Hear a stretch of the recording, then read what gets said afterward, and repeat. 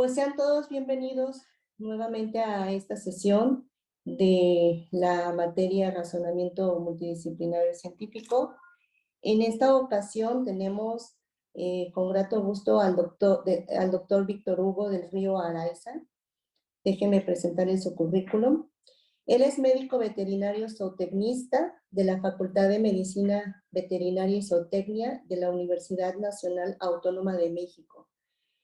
Es maestro en ciencia, fue maestro en ciencia por parte de la Facultad de Medicina Veterinaria y Zootecnia de la Universidad Nacional Autónoma de México. Y es doctor en ciencias biomédicas del Instituto de Investigaciones Biomédicas de la UNAM. Graduado con mención honorífica. Actualmente se encuentra adscrito como profesor investigador en el Departamento de Parasitología de la Facultad de Medicina Veterinaria y Zootecnia de la UNAM desde enero del 2019. Es miembro del Sistema Nacional de Investigadores, es responsable del Laboratorio de Interacciones Endocrino-Inmunitarias en Enfermedades Parasitarias de la misma facultad.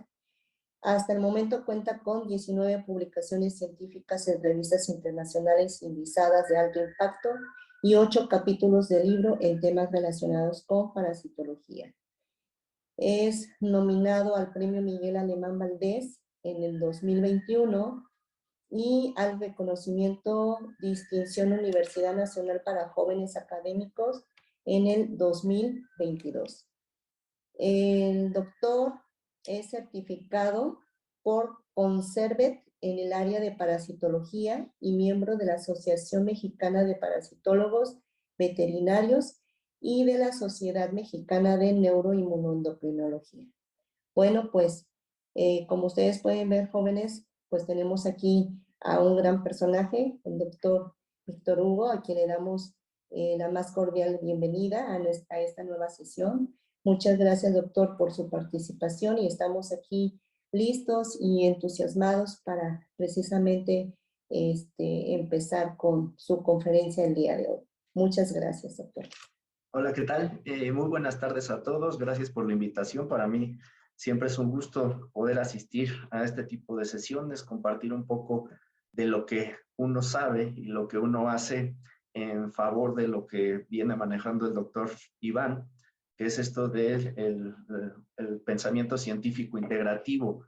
Hablaremos un poco de él más adelante en alguna de las líneas de investigación que me encuentro desarrollando en la FMVZ, pero también me permitió dar algunos temas relacionados con enfermedades reemergentes y en este caso viéndolas desde el punto de vista de multidisciplinario, pero también enfermedades de origen parasitario, que es donde pues tengo algunas de mis especialidades.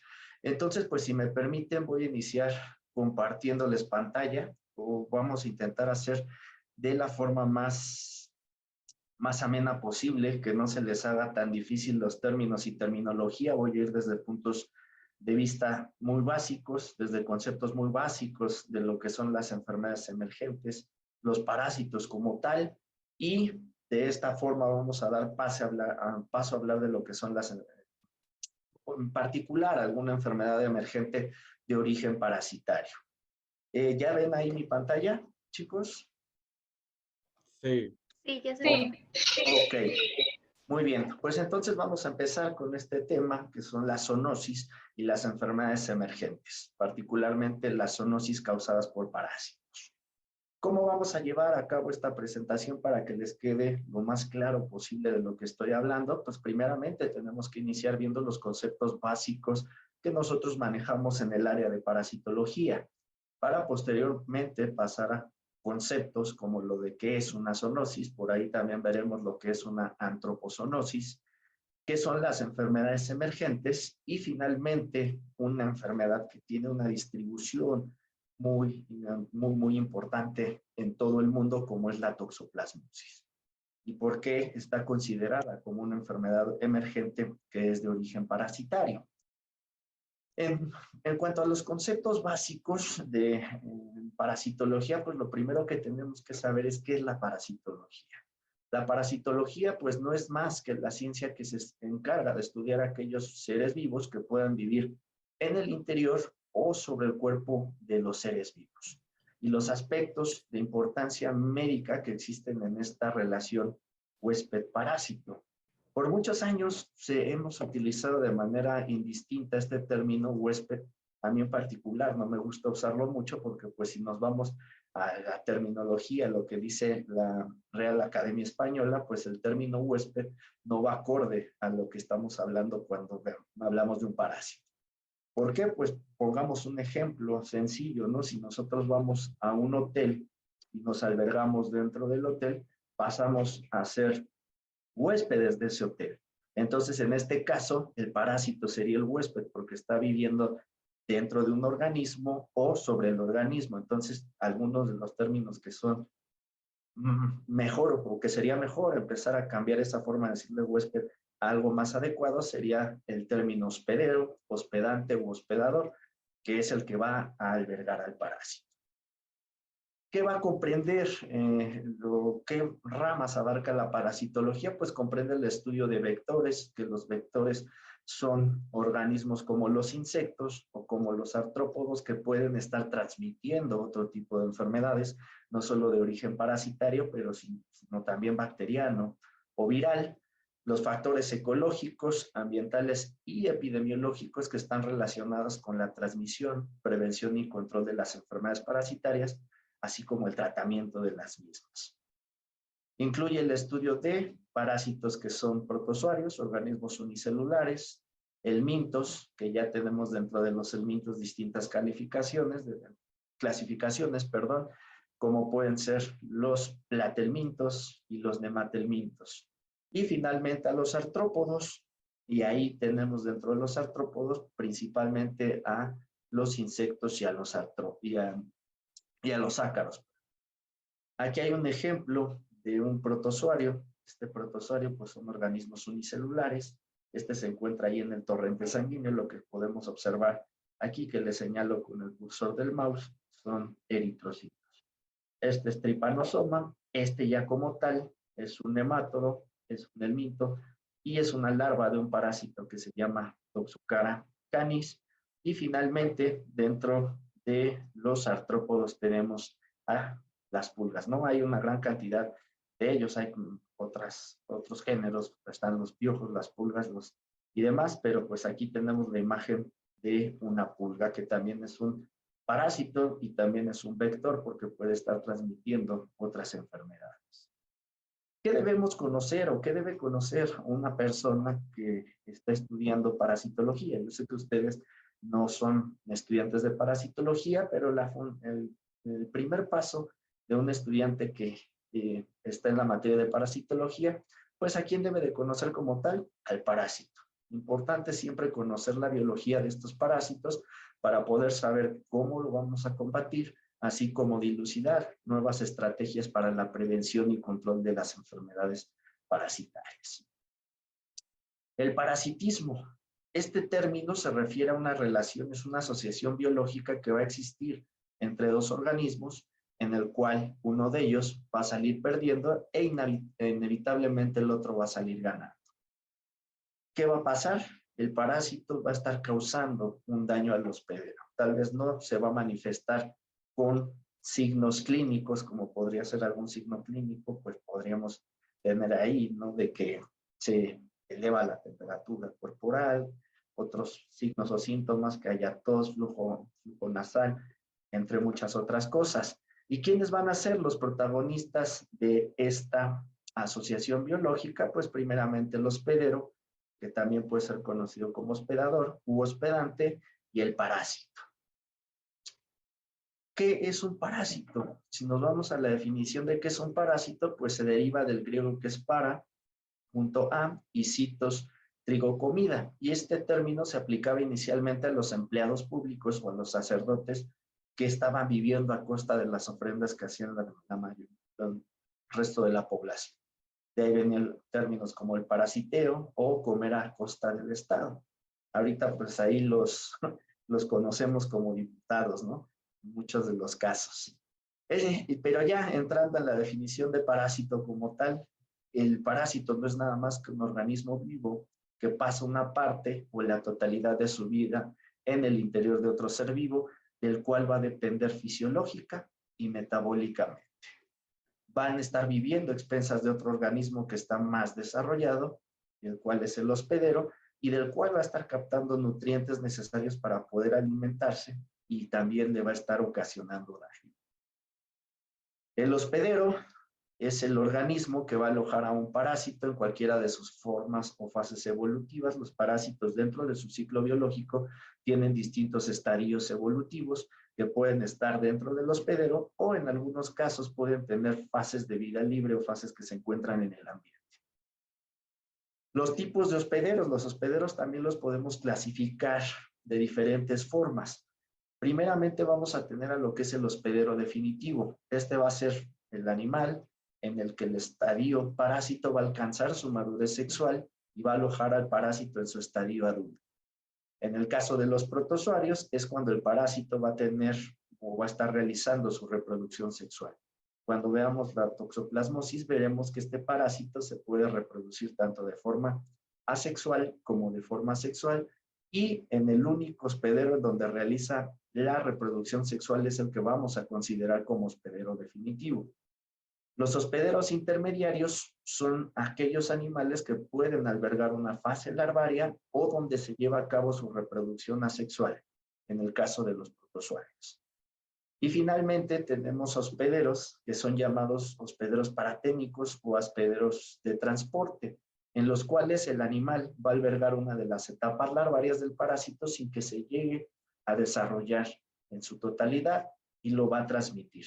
Simplemente le van a servir de transporte al parásito para poder llegar al hospedero definitivo y poder concluir su ciclo biológico, también conocido como ciclo de vida. Lo pueden encontrar en distintos libros, ciclo biológico o ciclo de vida, y es exactamente lo mismo. Zoonosis. A veces me gusta hacer un poco dinámicas estas clases para pues que no se me estén distrayendo por allá donde se encuentren tomando la clase. Y pues me gustaría preguntarles si ustedes, por ejemplo, han escuchado alguna vez este término de zoonosis o saben qué es una zoonosis. Yo tengo entendido que son enfermedades causadas por animales. Ok, bien. Pues básicamente eso es, ¿no? ¿De dónde viene la palabra? Por ahí qué bueno que algunos la han escuchado. Viene de son, que es animal, y nosos, que es enfermedad. Y vamos a definir a la zoonosis como las enfermedades infecciosas. Estas pueden ser infección, y nos referimos a infección cuando hablamos de organismos que se van a encontrar en el interior de un hospedero, o infestación cuando hablamos de parásitos que se encuentran sobre el hospedero, ¿no? En este caso, por ejemplo, para poner en contexto, si dijéramos, no, pues tiene una infección por algún parásito gastrointestinal, está correcto. Y cuando utilizamos el término infestación es como dijeron, está infestado por piojos, está infestado por pulgas, que son los que viven sobre el hospedero. No está bien dicho, está infectado con piojos o está infectado con pulgas. Se les llama infestación porque se encuentran sobre el cuerpo del hospedero. Esta enfermedad infecciosa pasa de un animal hacia el humano, como lo mencionaron ustedes muy bien. Y estas infecciones pueden propagarse ya sea por contacto directo, a través de alimentos, agua o el ambiente que se encuentre contaminado. Estas enfermedades zoonóticas son una fuente de enfermedades infecciosas emergentes. Y dentro de ellas hay enfermedades causadas por parásitos, pero también puede haber por virus, por bacterias y por hongos. Importante saber que el 60% de las enfermedades de etiología infecciosa que afectan al hombre son de carácter zoonótico. Y el 75% de los patógenos de enfermedades infecciosas emergentes del ser humano son de origen animal. Muy bien. Antropozoonosis. Ya me dijeron muy bien qué son las zoonosis. ¿A qué le suena ahora esta palabra, la antropozoonosis? ¿A qué le suena?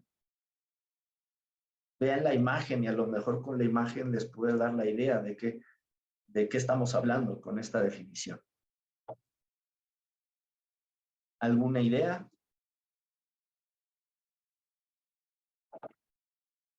Vimos en la zoonosis que es una enfermedad que se va a transmitir de un animal. Adelante, Hugo.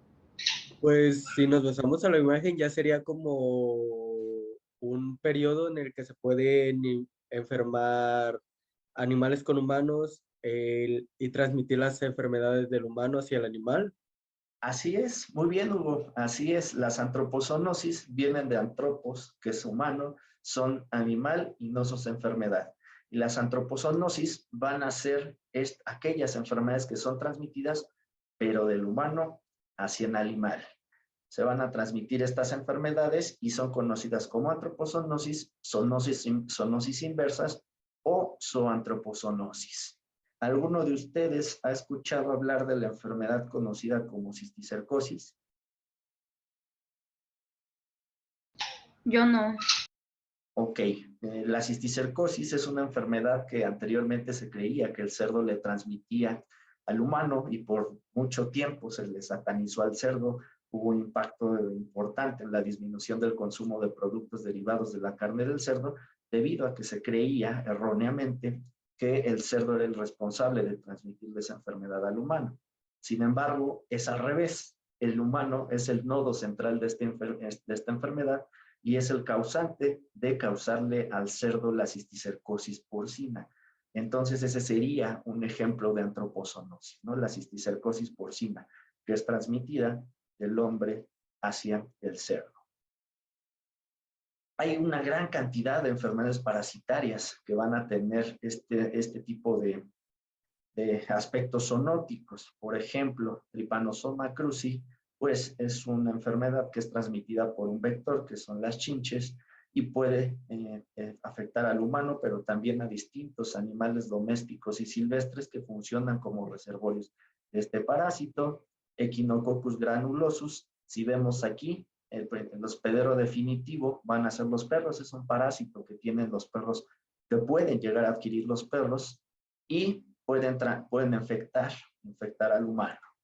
Otro, fasciola hepática, pues también tenemos como hospederos intermediarios, la forma infectiva se desarrolla en un caracol, pero los hospederos definitivos pueden ser los humanos o los rumiantes. Y finalmente, este era el caso del cual les hablaba, de la teniosis cisticercosis, es un complejo, se tiene que hablar de la enfermedad en conjunto, porque van de la mano. Esta es causada por Taenia solium, la famosa solitaria, que anteriormente la usaban para que cuando las mujeres iban a tener su fiesta de 15 años, les daban en una pastilla, en una píldora, les daban por ahí un, un metacéstodo de Taenia solium y desarrollaban la solitaria. A lo mejor también la han oído por ahí, que es un gusano que puede llegar a medir 8 o 9 metros y que absorbe una gran cantidad de nutrientes, lo que hace que la persona baje de peso rápidamente. De hecho, hasta ahí por Facebook o en redes sociales hay distintos memes, ¿no? Acerca de esto, de cuando dicen, ay, amiga, no sé por qué comes tanto y estás tan delgada. Ah, es que tengo el metabolismo acelerado. Y por dentro ponen la imagen de esta tenia que la tiene en el intestino. Entonces, pues ahí está, ¿no? El humano va a tener a la tenia en el intestino, va a eliminar en las excretas los proglótidos de este parásito y si el cerdo los llega a ingerir de manera accidental por sus hábitos alimenticios, los cerdos son omnívoros, pero son coprófagos.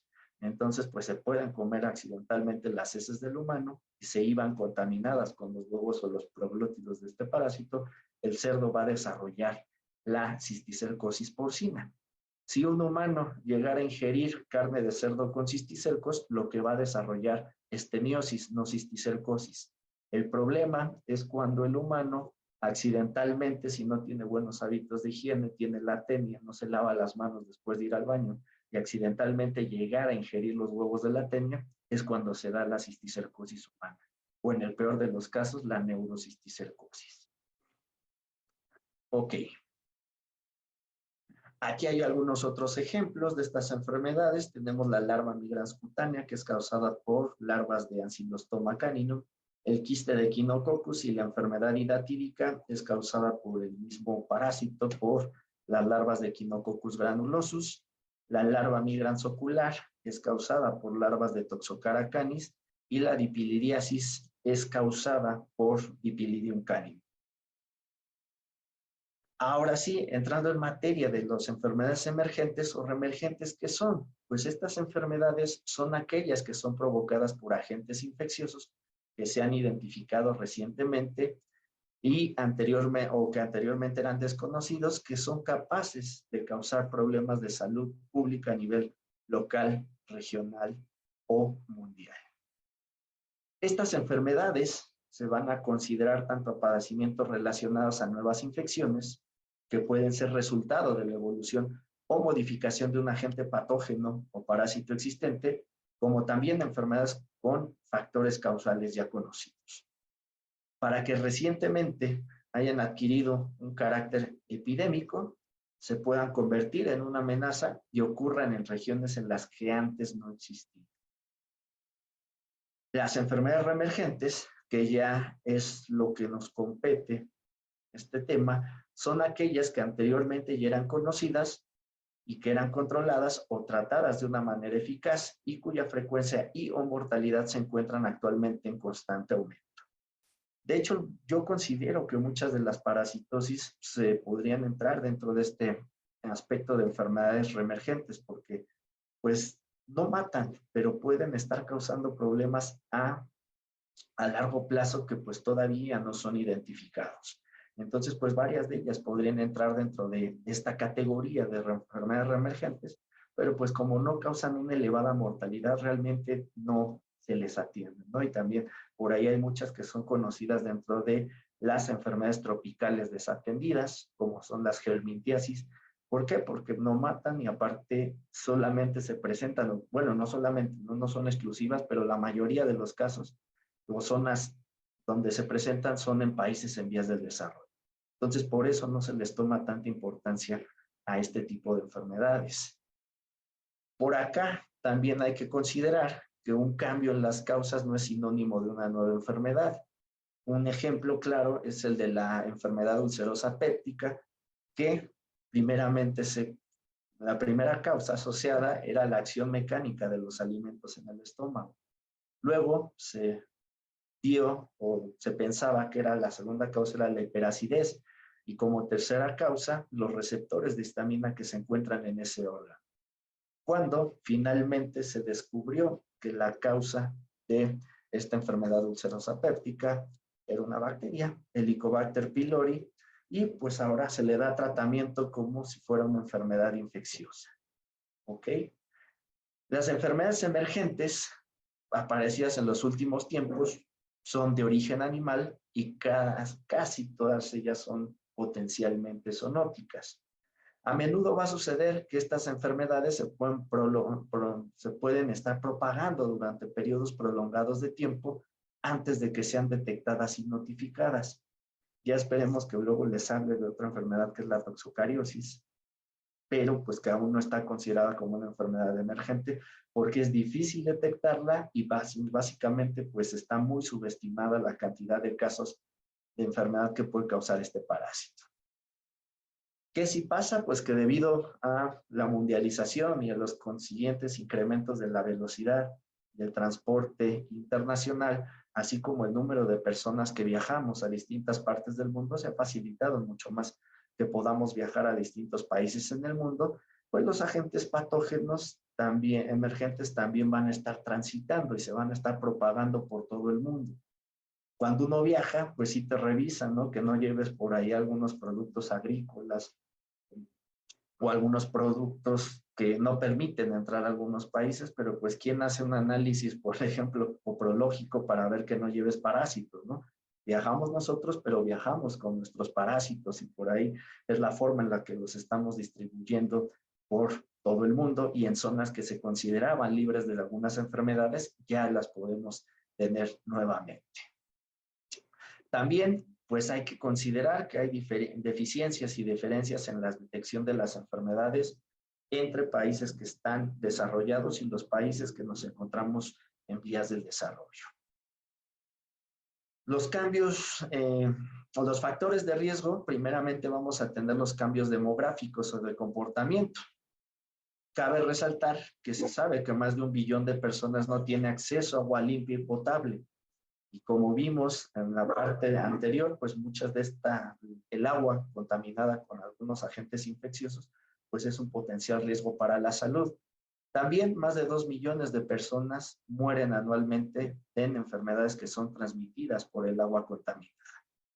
Este número también, el número de migrantes, es cada vez mayor a nivel mundial, ya sea de forma legal o ilegal, y pues esta práctica cuyas tendencias sin impacto se puede ver reflejado en cambios demográficos en múltiples países.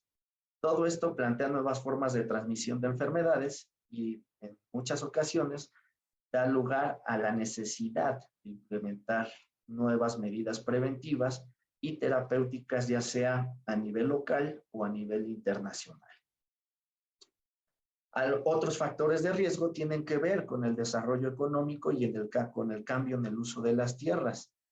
Las 3 categorías de utilización de la tierra pues son el suelo urbano, el suelo agrícola y el de hábitat natural. Estos representan una serie de ecosistemas que son claves para que se dé el desarrollo de las enfermedades emergentes. Ahorita con lo del SARS-CoV-2 ya vieron que también pues tiene mucho que ver con la invasión de los ecosistemas por parte del humano, que desencadena que estemos en mayor contacto con animales que pueden ser reservorio de otras enfermedades que pueden transmitir nuevas o algunas que ya no se presentaban en gran cantidad. También la urbanización rápida y desordenada puede resultar en que hay una sobrepoblación, hacinamiento, generación de desechos y contaminación. La falta de agua potable y baja higiene resultan en campos fértiles para las enfermedades infecciosas y también de los vectores. ¿Dónde surgió el SARS-CoV-2, chicos? ¿En qué país? En China, ¿no? En China. ¿Y qué características tiene China de este punto número 2? Mucha contaminación. Contaminación. ¿Qué También es más? importante lo de la falta de higiene, porque por lo que sabemos los chinos como que tienen la costumbre de comerse todo y a veces pues cosas vivas, los Así. pulpos, entonces pues son diferentes cosas que, bueno, cuando comemos la comida preparada, en el proceso de la cocción se eliminan pues algunas bacterias, algunos parásitos, pero cuando ya el alimento pues está crudo, así como ellos lo consumen, pues es cuando se derivan las diferentes patologías. Muy bien, Emir, sí, eso es muy importante, ¿no? Los hábitos de alimenticios que existen en cada país o en cada continente son muy diferentes. Y ahorita que hablemos de la toxoplasmosis también veremos un poco de ese punto. También importantísimo la sobrepoblación, ¿no? Creo que por ahí hay un dato que 1/3 de la población del mundo se encuentra en China. Entonces, pues ahí vemos que hay una sobrepoblación muy, muy importante y se presentan todas las condiciones para que puedan no solamente surgir nuevas enfermedades, sino que se dé un repunte de las que ya conocemos. También esta urbanización, como ya lo había comentado, puede ocupar áreas silvestres, permitiendo un incremento contacto, que incremente el contacto entre los humanos y algunas especies silvestres, que fue lo que uno de los factores o una de las cosas que se pensaba al inicio de la pandemia, ¿no? El contacto con los murciélagos, con algunos otros animales que pues normalmente la población no tiene contacto. Estos pues pueden ser reservorios. Al hablar de reservorios, pues son animales que pueden albergar al parásito o a la bacteria sin que tengan manifestaciones clínicas o que los maten. Pero ahí lo mantienen viable en la naturaleza para poderlo transmitir a otras especies que sean susceptibles y que puedan desarrollar la enfermedad. En los viajes y el comercio internacional, pues también la facilidad para viajar y para comerciar ha aumentado el potencial de trasladar patógenos de zonas, como lo habíamos comentado. Los viajes internacionales se han asociado a un elevado riesgo de adquirir enfermedades propias de los países a los cuales se visitan. Entre ellas podemos tener el paludismo, la yardiosis, el SARS, VIH, distintos tipos de hepatitis, la influenza, la diarrea del viajero, también conocida, pues causada por un agente llamado Cryptosporidium, la fiebre tifoidea, el dengue y diferentes infecciones de transmisión sexual. Siempre, y ahí me acuerdo mucho de la serie, por ejemplo, Doctor House, ¿no? Donde En muchos de los casos eran personas que habían bajado a otro país y habían adquirido una enfermedad que era bastante rara, ¿no? Y hay como 3, 4 capítulos que se enfocan a eso. También en México tenemos nuestra propia enfermedad endémica, que es cuando vienen extranjeros que empiezan a residir aquí, sobre todo en la Ciudad de México, donde hay una gran contaminación de los alimentos por materia fecal, y sufren de cuadros diarreicos muy intensos. Y ahí le dicen que es la venganza de Moctezuma, ¿no? La conocen así comúnmente y pues les va muy mal al inicio a muchas de las personas extranjeras cuando llegan a nuestro país, que empiezan a comer en zonas donde no hay una buena higiene en los alimentos, se contagian y tienen un cuadro diarreico bastante serio.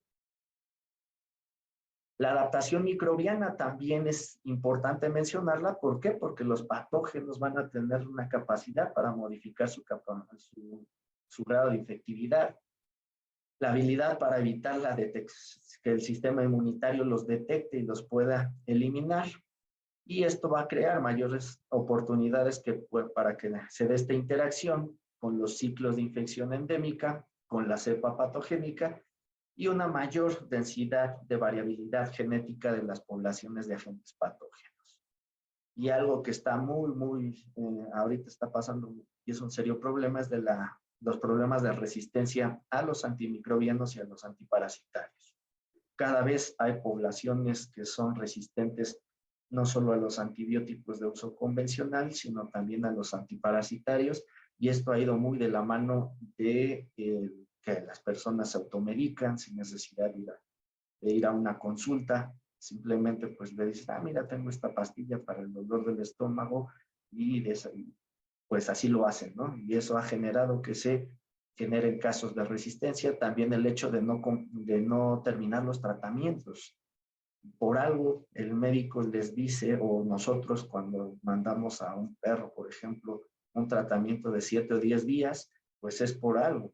¿Es por qué? Porque a lo mejor en los primeros días murieron las bacterias o los parásitos que son susceptibles al químico que estamos administrando. Sin embargo, pues pueden quedar las que son resistentes, y si no completamos el esquema de tratamiento, pueden sobrevivir.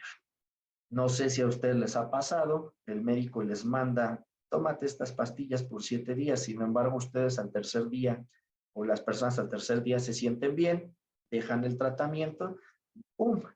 La bacteria que sobrevivió se empieza a multiplicar y se sienten muchísimo peor de cómo estaban antes de que fueran al médico y les recetara el tratamiento correspondiente. Entonces, siempre por eso, aunque se sientan bien, es bueno que terminen los tratamientos a los días que les indicó el médico.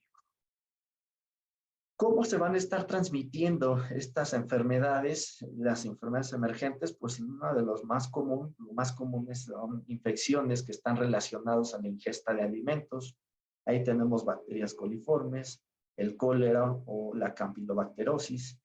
Infecciones transmitidas por contaminación del agua, también está el cólera, la criptosporidiosis, Cryptosporidium. Infecciones transmitidas por garrapatas, por vectores. Aquí viene la enfermedad de Lyme, la erliquiosis, algunas otras como la babiciosis, virus como la fiebre por garrapatas del Colorado. También infecciones por picaduras de insectos hematófagos, leishmaniasis. También tenemos la tritanosomosis, entre estas enfermedades. ¿Qué circunstancias hacen que una enfermedad emergente sea un problema de salud pública? Lo primero es que es un evento causado por un patógeno con grandes posibilidades de provocar epidemias. Esto debido a que son agentes que son altamente infectivos, que van a tener una elevada letalidad y que van a tener múltiples vías de transmisión hacia un portador sano. También la indicación del fracaso del tratamiento, lo que les hablaba, la resistencia a los antibióticos, que puede ser nueva o puede ser emergente, la ineficacia de las vacunas, las resistencias a los antídotos o la ineficacia de los mismos. También que hay poblaciones especialmente vulnerables, como pueden ser refugiados, algunos que pueden tener un bajo nivel de inmunización, los niños que todavía no tienen completamente desarrollado su sistema inmunitario, los ancianos también, que ya por ahí está también estudio de la inmunosenescencia, la inmunidad baja hacia algunos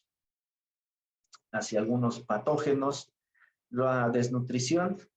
Bien, en medicina veterinaria lo decimos, la prevención de las enfermedades inician desde una buena nutrición. Si los animales, o en este caso las personas, no están bien alimentadas, pues el sistema inmunitario no va a estar funcionando de forma adecuada y se van a infectar mucho más fácil con algunos patógenos. Muy bien. Estas tablitas, pues no nos detengamos mucho en ellas, solamente son para que vean enfermedades zoonóticas emergentes. Tenemos un cuadro de zoonosis virales de las últimas 2 décadas. Salió por ahí del 2019 este artículo, y por aquí vemos a un conocido, SARS, no el SARS-CoV-2, ¿no? Pero hay otros tipos de SARS, la influenza H1N1, el chikungunya, el Zika y la fiebre amarilla, entre otros. Bacterias responsables de enfermedades infecciosas emergentes: Mycobacterium tuberculosis, causante de la tuberculosis humana; Clostridium, Legionella, Borrelia y Leptospira.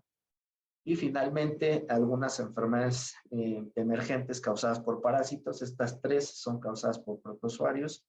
Está Leishmania donovani, Plasmodium y Toxoplasma gondii, del cual hablaremos ahorita de manera rápida porque también es un tema muy, muy extenso, pero es interesante, sobre todo por si alguno de ustedes tiene gatos, a lo mejor le interesa saber qué parásito uno de los parásitos más importantes que podría tener el gato. ¿Alguno de ustedes tiene gatos? ¿O no les gustan mucho? A mí no me gustan, pero por donde vivo hay una señora vivía y tenía sus 2 gatitos y se fue la señora, entonces dejó sus gatos y ahora es un gaterío. Y no están tan cerca de donde vivo, pero sí están en la misma colonia. Entonces, Ok. sí. Sí, porque los gatos son animales que, si se encuentran fuera del domicilio, pueden moverse una gran cantidad de kilómetros por la redonda de la colonia. Yo tan solo lo veo aquí también en su casa, pues tienen a sus gatos sin tener una tenencia responsable de mascotas, y los gatos están deambulando por los techos de aquí, de toda la colonia. Y pues luego también son un serio problema, porque los gatos, si son depredadores naturales, pues se comen y matan a todo lo que se encuentra, ¿no? Y los escuchas en la madrugada peleando con las ardillas, con los cacomixles, acaban con una gran cantidad de pájaros, con las lagartijas. Son un serio problema cuando no se tienen, o el propietario no tiene una tendencia responsable de los mismos. A los gatos los afecta un parásito que es conocido como toxoplasma. Es el responsable de transmitir al humano la enfermedad conocida como toxoplasmosis, y es causada por un protozoario. Es un protozoario que es del filo Mapicomplexa. Es una enfermedad que este parásito lo vamos a encontrar en cualquier célula nucleada. Puede invadir a cualquier célula nucleada. Es una coccidia que en los gatos la podemos encontrar a nivel intestinal, y en los humanos, que es un hospedero intermediario, la podemos encontrar en una gran cantidad de órganos, tejidos y sistemas. Es conocida como coccidiosis tisular, aborto toxoplásmico. Ahí la importancia de esta enfermedad. Anteriormente también se satanizaba mucho a los gatos, y prácticamente en el desconocimiento del médico humano, cuando llegaba una persona, una mujer embarazada a consulta, lo primerito, o algo de lo primero que le preguntaba es si tenía gatos. Y entonces, pues si le decía que sí, el médico prácticamente le decía, no tiene que deshacerse de su gato porque le puede causar un aborto. Pues eso favoreció que hubiera un gran abandono de estos animales por el desconocimiento de la enfermedad. Ahorita veremos el por qué es muy difícil que una persona se contagie por su gato, sino se contagia con mayor facilidad por otras vías, y ahorita las vamos a ver. Yo tengo una pregunta. Sí, Hugo. O no sé qué tan relacionado hay el caso, pero creo que sí está muy relacionado. Sí. Pero cuando mi señora madre, cuando estaba embarazada de mí, en aquel entonces tenían un husky. Ajá. Y pues yo creo que también sanatizaron al pobre perro.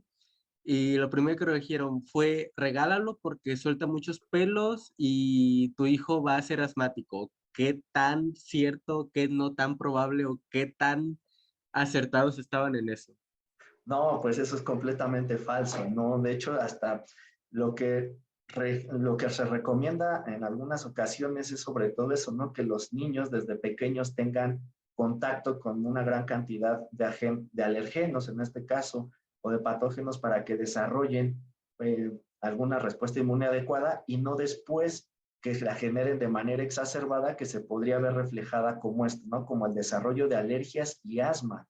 Entonces, pues eso es una mentira, ¿no? No, sí puede ser que cause, pero es muy baja la posibilidad que te pudiera pasar eso. Es mejor que tengas contacto con ese tipo de alergenos a edades tempranas donde el sistema inmunitario no está respondiendo de manera exacerbada a que pase lo que planteaban, y ahorita se está desmintiendo un poco en la teoría de la higiene. La teoría de la higiene que plantea que los niños, por ejemplo, que en los países del primer mundo que no dejan, que son como niños burbuja, no dejan que jueguen en el piso porque pues hay muchos microorganismos, no dejen que tengan contacto con animales por lo mismo. Cuando son adultos o cuando van creciendo, ¿qué generan? Desarrollan mucha asma. ¿Por qué? Porque cuando tienen contacto con los alergenos, la respuesta inmunitaria responde de manera exacerbada. Y por eso le dicen que pasa esto, ¿no? Por una respuesta exacerbada, por no haber tenido contacto con los alergenos desde una edad temprana. ¿Vale? Y ahorita pues eso es otra cosa, ¿no? Es la alergia por el pelo, ¿no? Ahorita hablaremos del porqué de toxoplasma, por qué sí puede llegar a causar abortos, más que problemas alérgicos u otros padecimientos. ¿Ok? No sé si fui claro. Sí, bastante claro.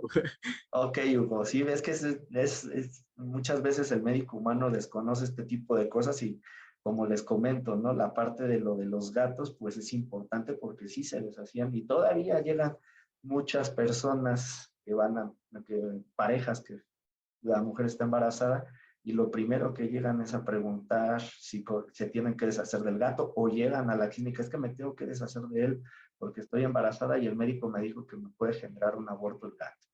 Ahorita nos va a quedar más claro eso. El hospedero definitivo de toxoplasma es el gato. Si recuerdan, estamos hablando que es un protozoario. Y que les comenté que los hospederos definitivos es donde se va a dar la reproducción de tipo sexual del parásito. El único hospedero definitivo reportado hasta la fecha de toxoplasma es el gato. Solamente el gato o los grandes felinos, ¿no? También una pantera lo puede tener, un león, un puma, los miembros de la familia Felidae. Y los hospederos intermediarios son los vertebrados homeotermos. Aquí podemos tener mamíferos, podemos tener aves, y dentro de ellos, pues también es el ser humano. Entonces ahí viene ya algunos de los puntos que habíamos tocado de por qué es considerada una enfermedad emergente. Y más porque ya se ha ido asociando con mayor cantidad de padecimientos el hecho de tener anticuerpos contra este parásito. Y lo podemos encontrar básicamente en distintos órganos, tejidos y secreciones. El gato va a ser el único que puede liberar los oquistes al ambiente, que es una de las formas infectivas del parásito, y lo libera a través de las excretas.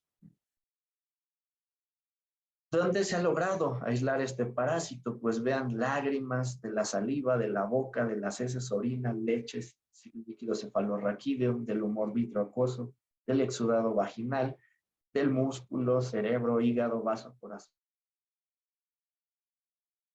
y los de pollo y algunos otros órganos y tejidos. Básicamente de cualquier célula se ha logrado aislar, cualquier célula que tenga núcleo puede ser invadida por este parásito. Es una enfermedad que tiene una distribución mundial, considerada una de las con mayor distribución en todo el mundo. El problema es que está subestimada su prevalencia. Tan solo hay un cálculo que se ha hecho donde se menciona que 1/3 de los humanos pueden o están, y más bien así lo dicen, 1/3 de la población está infectada con este parásito. Se ha encontrado en todas las latitudes y altitudes, aunque es menos frecuente en los polos y en zonas altas que en las zonas templadas, cálidas y bajas. ¿Cuál es el factor de riesgo más importante? El consumo de carne cruda o alimentos contaminados. Pero el más importante es el del consumo de carne cruda, no el hecho de convivir con un gato, ni mucho menos. El hecho, ahorita lo veremos dentro del ciclo, es porque en la carne cruda ya vimos, y si recuerdan la diapositiva anterior, lo pueden encontrar en tejido muscular. Entonces, pues si alguien come ese tejido muscular, esa carne cruda, pues va a estar ingiriendo el parásito. Otra de las formas que se puede transmitir es a través de transfusiones de sangre o también de trasplante de órganos. Y también se puede transmitir de manera vertical o de la madre al hijo, para que sea un poco más claro, ¿no? Ese término vertical. Tiene aparentemente una morbilidad y mortalidad baja, y no sería un problema de salud si no fuera por esta transmisión transplacentaria de la madre hacia el hijo, y también por infección, porque se puede desarrollar con mucho más facilidad en pacientes inmunocomprometidos, como pueden ser pacientes con VIH. Está incluido en el grupo 3, ahí hay enfermedades que se encuentran en nuestro país, pero que el riesgo es menor, el riesgo de padecerla es menor desde el punto de vista epidemiológico, económico, de salud y de comercio nacional e internacional. Son de notificación mensual obligatoria a las autoridades correspondientes del país. Aquí tenemos a la SAGAR.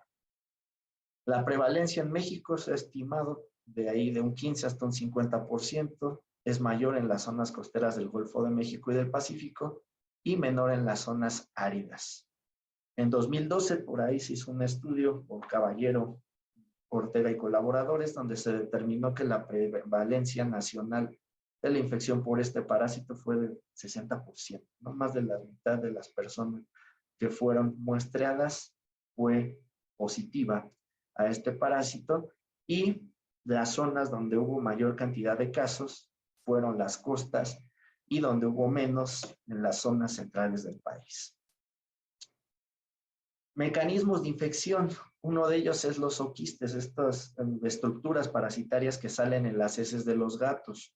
Pueden contaminar fácilmente el agua o los alimentos, o al momento de que la persona no haga una limpieza seguida del arenero del gato o no se lave las manos después de realizarlo, puede ser la forma en la cual se estén ingiriendo estos zooquistes. Los quistes tisulares, esta es la forma más común de poderse infectar, de ingesta de carne cruda o semicruda, en especial de especies como el cordero, el cerdo, la cabra y el oso. El oso pues no es muy común comerlo aquí, pero todo lo demás sí, el cordero, cerdo y cabra sí.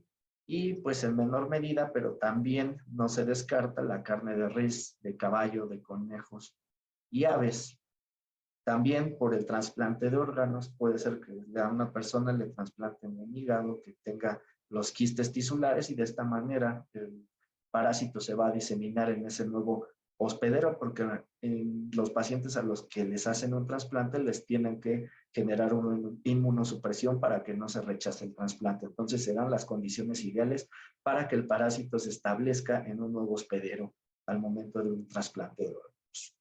Y los taquizoitos, estos son los que podemos encontrar en la saliva, en la leche, en el líquido seminal, en el líquido vaginal y entre muchos otros que vimos en las diapositivas pasadas.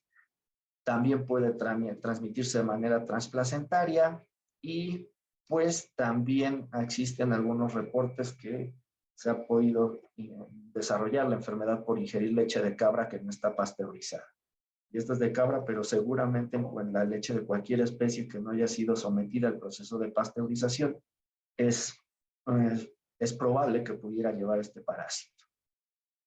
Hay estudios de cero prevalencia, no nos detengamos mucho aquí. En el gato detectarlo en las heces es muy difícil, ahorita veremos el por qué, pero pues por algunas otras técnicas inmunológicas, vean cómo es muy frecuente encontrar este parásito en los gatos. Aquí, por ejemplo, vemos pacientes de clínica veterinaria de 163 muestrados, 119 fueron positivos. Acá, bueno, este es pequeño, en la Ciudad de México solo fueron 6, pero pues 4 de 6, ¿no? 4 de 6 son 2/3 partes de los gatos muestreados fueron positivos. En Panamá, 110 de 241, un poco menos de la mitad. Y, por ejemplo, en Illinois, Estados Unidos, pues de 295, 223. Pero todas son otro tipo de técnicas. La técnica coproparasitológica, citoscópica, es difícil detectar a gatos con toxoplasma. ¿Cómo nos podemos contagiar de toxoplasmosis? Pues por alguna de estas cosas. Ingestión de oquistes esporulados, ya sea por contacto con las heces de gato, en el agua o verduras contaminadas con heces de gato, ingestión de quistes tisulares en carne cruda o poco cocida, personal ocupacionalmente expuesto, pues hay mucha gente que trabaja investigando a este parásito, por la donación de órganos y transfusiones sanguíneas también, y de forma congénita por la forma transplacental.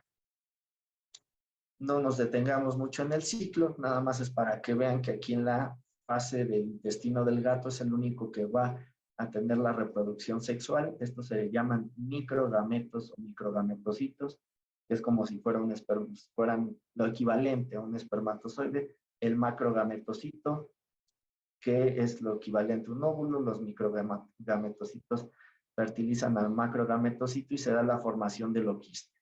Estos oquistes, al momento de que salen en las heces del gato, no son infectivos. No son infectivos. Tiene que pasar un periodo de tiempo, a mayor temperatura, el oquiste esporula más rápido o genera la forma infectiva. Vean, aquí están sin esporular, no son infectivos. Más o menos después de 5 días, a una temperatura de 20-24 grados, se vuelven infectivos. Si la temperatura es mayor, como puede ser en las zonas costeras, este tiempo en el que se desarrolla la forma infectiva es menor. Es por eso que hay mucho mayor cantidad de casos de toxoplasmosis en esas regiones donde hay una temperatura elevada y también una humedad elevada. ¿Ok?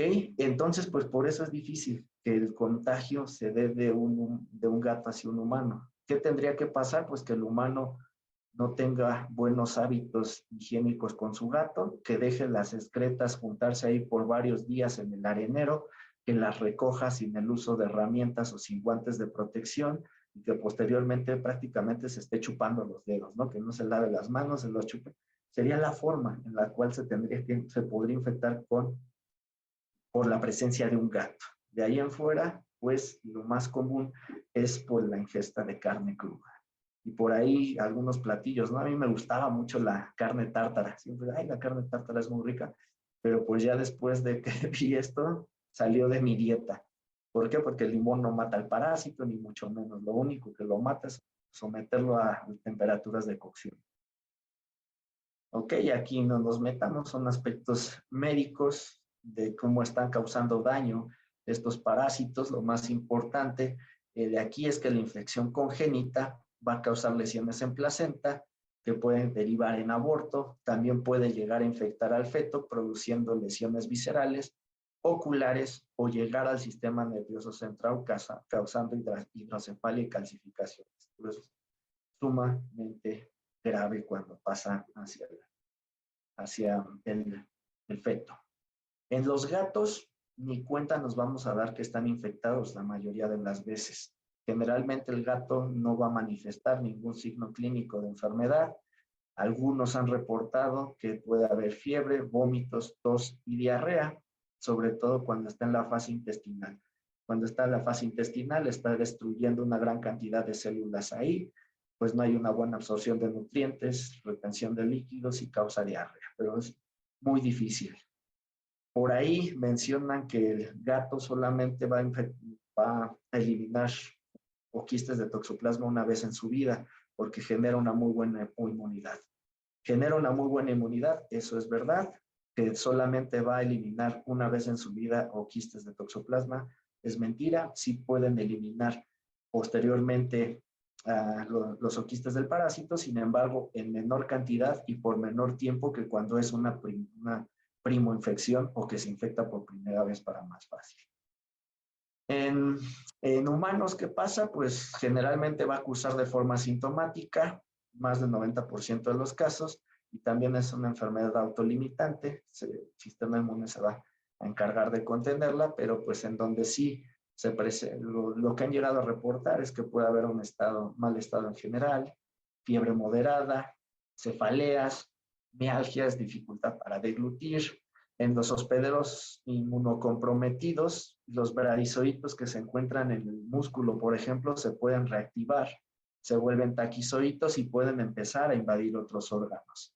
Y aquí viene el problema, ¿no? Podría causar encefalitis, retinocoroiditis. Aquí con una flecha amarilla podemos ver esto de la retinocoroiditis que están causando a causa de la respuesta inmunitaria, intentando controlar al parásitos. Y también hay miocarditis o puede haber miositis causada por este parásito. Aquí podemos ver nuevamente estas cicatrices que quedan después del proceso de retinocoroiditis causado por la respuesta. Diagnosticarlo es difícil. ¿Por qué? Porque los signos clínicos son inespecíficos, o en la mayoría de las veces cursa de forma asintomática. Los felinos, como les decía, como esto de que los eliminan por un corto periodo de tiempo y es muy difícil encontrarlos en las heces, casi imposible. Nosotros ahí en el departamento y antes de que yo me ingresara, no ha habido casos de toxoplasmosis. Encontrar un gato con toxoplasma que está eliminando o quistes de toxoplasma es como encontrar la gallina de los huevos de oro. Es muy, muy complicado. Pero por pruebas serológicas sí se podrían detectar anticuerpos contra el parásito o por algunas pruebas moleculares en algunas de las secreciones también se pueden hacer PCRs y poderlo identificar. Tratamiento, no nos detengamos, simplemente que sepan que hasta la fecha se considera que es imposible la erradicación de este parásito ya que está dentro de un hospedero. ¿Debido a qué? A que es un organismo que se encuentra dentro de las células y que rápidamente va a estar se enquista y queda fuera del alcance de los parasiticidas, así como la respuesta inmunitaria. Los felinos y la toxoplasmosis, me voy un poquito más rápido. Estos son los únicos que se encargan de la diseminación de los oquistes en el ambiente. Pocas veces van a manifestar la enfermedad, son difíciles de diagnosticar. Y lo que les había comentado, que de cómo las reinfecciones disminuyen el número de oquistes y el tiempo de exposición. Como lo comentaba su compañera, los gatos semidomésticos y ferales que cazan para alimentarse y se reproducen continuamente, de 2 gatos ya hay una población importante de gatos, van a ser los que van a estar proveyendo una fuente inagotable de hospederos definitivos susceptibles a la infección por toxoplasma, y de esta manera podemos mantener el ciclo del parásito en la naturaleza. Para prevenir y controlar la toxoplasmosis en los gatos, pues es importante que el veterinario hable con los propietarios acerca de la tenencia responsable de mascotas y de la educación para la salud. Evitar que los gatos estén deambulando libremente en las calles y que se puedan estar alimentando de fauna peridoméstica, que son hospederos intermediarios del parásito. Siempre darles a los gatos alimentos peletizado o enlatado, no darles restos de vísceras, restos de carne, porque pueden estar estos quistes tisulares y así el gato se está infectando nuevamente. Evitar, limpiar diariamente el arenero del gato, pues de menos intentar lavarlo 3 veces por semana con jabón y agua hirviendo, para que si quedaron por ahí pegados los oquistes o las esporas que tienen, esporozoitos se llaman, pero lo que les nombraré esporas ahorita, pegadas ahí en el arenero, pues que puedan ser eliminados. En el hombre, pues lo más importante es cocer adecuadamente la carne y que las personas que preparen alimentos tengan una higiene escrupulosa, sobre todo al momento de lavar frutas y verduras, porque también pueden venir los oquistes adheridos. Congelar la carne a menos 20 grados centígrados, pues es difícil, ¿no? Ningún refrigerador de uso doméstico puede alcanzar estas temperaturas. Usar guantes al momento de limpiar los areneros, o ya existen estos que son automatizados, cada cierto tiempo pasan, recogen las heces, se almacenan en este contenedor azul, y hay algunos que hasta ya los meten en una bolsita y los sellan. Y ya entonces el humano jamás va a tener contacto con las heces ni de cerca. Las mujeres embarazadas, pues tener cuidado en especial y lavarse las manos antes de comer y siempre que han tenido contacto con carne cruda, porque si se macera o se muele la carne molida, la maniobraron con las manos, por ejemplo, sin guantes, y después se tocan la boca y esa carne, por mala suerte, tenía quistes tisulares, pueden estarlos ingiriendo accidentalmente. Ya no me detendré en esto para que nos dé tiempo de lo que vamos a hablar más adelante, pero pues es un poco una introducción a lo que viene siendo una de las líneas de investigación, que es cómo las hormonas pueden regular la respuesta inmunitaria. La prolactina es una hormona muy importante que se produce al final de la gestación y durante la lactación. Y pues aumentos de esta hormona se ha visto que pueden polarizar la respuesta inmune hacia un fenotipo que es protector y que inhibe la proliferación de este tipo de parásitos como toxoplasma. Este fue un review que sacamos en el año 2021 de también cómo hormonas como el estradiol disminuyen el potencial de las células del sistema inmunitario de producir citocinas proinflamatorias como el interferón gamma, la interleucina 12 y la interleucina 1 beta, y esto favorece la proliferación, la infectividad y el número de quistes eliminados por parte, el número de quistes, perdón, que se desarrollan en un hospedero intermediario. Importante la regulación endocrino inmunitaria para que se presenten algunas enfermedades. No nos detengamos en este video. Y importante también ahí, la toxoplasmosis es uno de los parásitos que han demostrado que puede modificar el comportamiento de los hospederos intermediarios. Aquí que vemos pues a una rata que no le tiene miedo al gato. Y esto pasa porque toxoplasma llega al cerebro y modifica el comportamiento del ratón. Le pierde el miedo al depredador. ¿Y con qué finalidad creen que haga esto el parásito? La rata o ratón es un hospedero intermediario. ¿Por qué le interesará al parásito modificar el comportamiento de estos animales y que le pierdan el miedo al depredador? Siento que ha de ser como una forma de que no, el ratón ya no le tiene miedo, entonces se va acercando y es más fácil que contamine al gato, o sea, que el parásito se transmita al gato, entonces pues como que bloquea, por así llamarlo, su miedo para que se le pueda acercar. Así es, porque ¿qué tiene que hacer el gato? Comerse al ratón o a la rata para que el ciclo pueda continuar. Entonces, al modificar el comportamiento, pues un ratón normal ve al gato y huye, o huele en que hay orina de gato cerca y ni siquiera se acercan a la zona donde están los gatos. Modifica el comportamiento para que sea más fácil que el gato lo ingiera y el parásito pueda continuar con su ciclo biológico. Eso es por lo que lo hacen. De hecho, apenas hace poco, fue hace como un año y medio, donde National Geographic publicó en Twitter un estudio en donde vieron que los cachorros de hiena que estaban infectados con toxoplasma tenían mayores probabilidades de acercarse a los leones y de esta forma ser asesinados por ellos que sus compañeros no infectados. Están modificando el comportamiento de las hienas para que sean más susceptibles de ser ingeridas por los leones, que al final de cuentas son el hospedero definitivo de este parásito.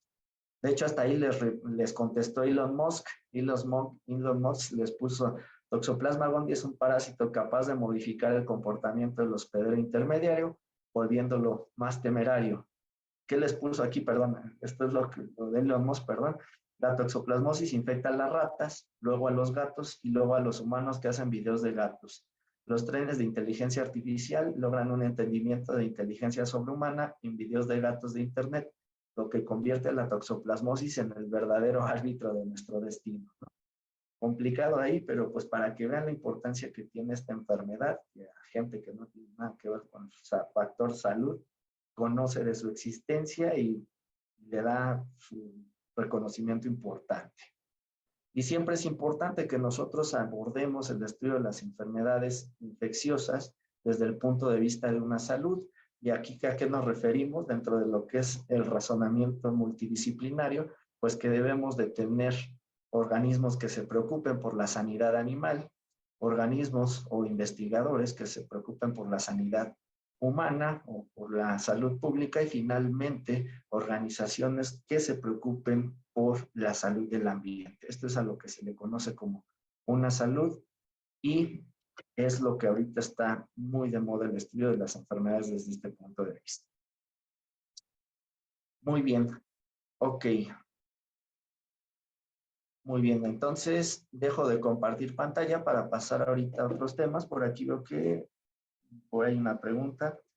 Entonces, esta enfermedad es poco probable en lugares con mucho frío. Sí, como lo mencioné, se puede presentar en cualquier latitud y altitud, pero es mucho menos frecuente acercándonos hacia los polos. ¿Por qué? Porque se retrasa mucho el proceso de esporulación de los oquistes y eso hace que sea menos frecuente. Y en las zonas cálidas, el tiempo de 5 días disminuye. Algunos investigadores reportan que hasta en 24 horas se puede dar el proceso de esporulación de los oquistes. Por eso es muy importante que las personas que tengan gatos les digan que se limpie el arenero prácticamente todos los días para evitar que los oquistes se esporulen y que sean infectivos para ellos. Ok, ¿alguna otra pregunta, chicos, antes de que pasemos rápidamente al tema de la línea de investigación? Con respecto a los trasplantes porcinos que mencionó, ¿cómo es que se lleva a cabo para que la persona lo reciba? Creo que se han hecho, bueno, uno sí tuvo éxito, pero ¿qué es lo que se tiene que hacer? Bueno, se tiene que cuidar desde su crecimiento para que no sea contaminado o... Pero no me refería a los trasplantes porcinos, ¿eh? No, yo me No, o sea, refería a en los... general, creo que es una pregunta pues un tanto aparte, pero sí en Ok, relación a lo que ok, decía. y la verdad no soy experto en ese tema, ¿no? Pero lo que sí sé es que para que una persona primera se le haga un trasplante, primeramente tiene que ser compatible. Y aunque Ajá, son compatibles, sí se tiene que generar una ligera inmunosupresión para que no se dé una respuesta inmunitaria exacerbada y el trasplante sea rechazado. De más allá profundidad, si no te quedo mal, no soy experto en ese tema, solamente sé que pasa eso. ok. ¿Alguna otra duda, chicos? Ok, ahora vamos a pasar rápidamente. También me encargaron hablarles un poco acerca de las líneas de investigación en las cuales está trabajando uno, que tienen que ver también con esta parte de las enfermedades parasitarias. Y una de ellas es la que tiene que ver con contaminantes ambientales y su papel en el desarrollo de la enfermedad. Esto lo realizo en la Facultad de Medicina Veterinaria y Zootecnia. Aquí les pongo algunas fotos de la universidad, de la facultad que se encuentra en el campus central de la Universidad Nacional Autónoma de México. Esta es la Facultad de Medicina Veterinaria y Zootecnia. Cuenta con una gran cantidad de hospitales. Por ejemplo, este es el Hospital de Pequeñas Especies, donde hay especialistas muy buenos, pero también los alumnos que están a punto de finalizar la carrera pueden realizar algunas estancias ahí.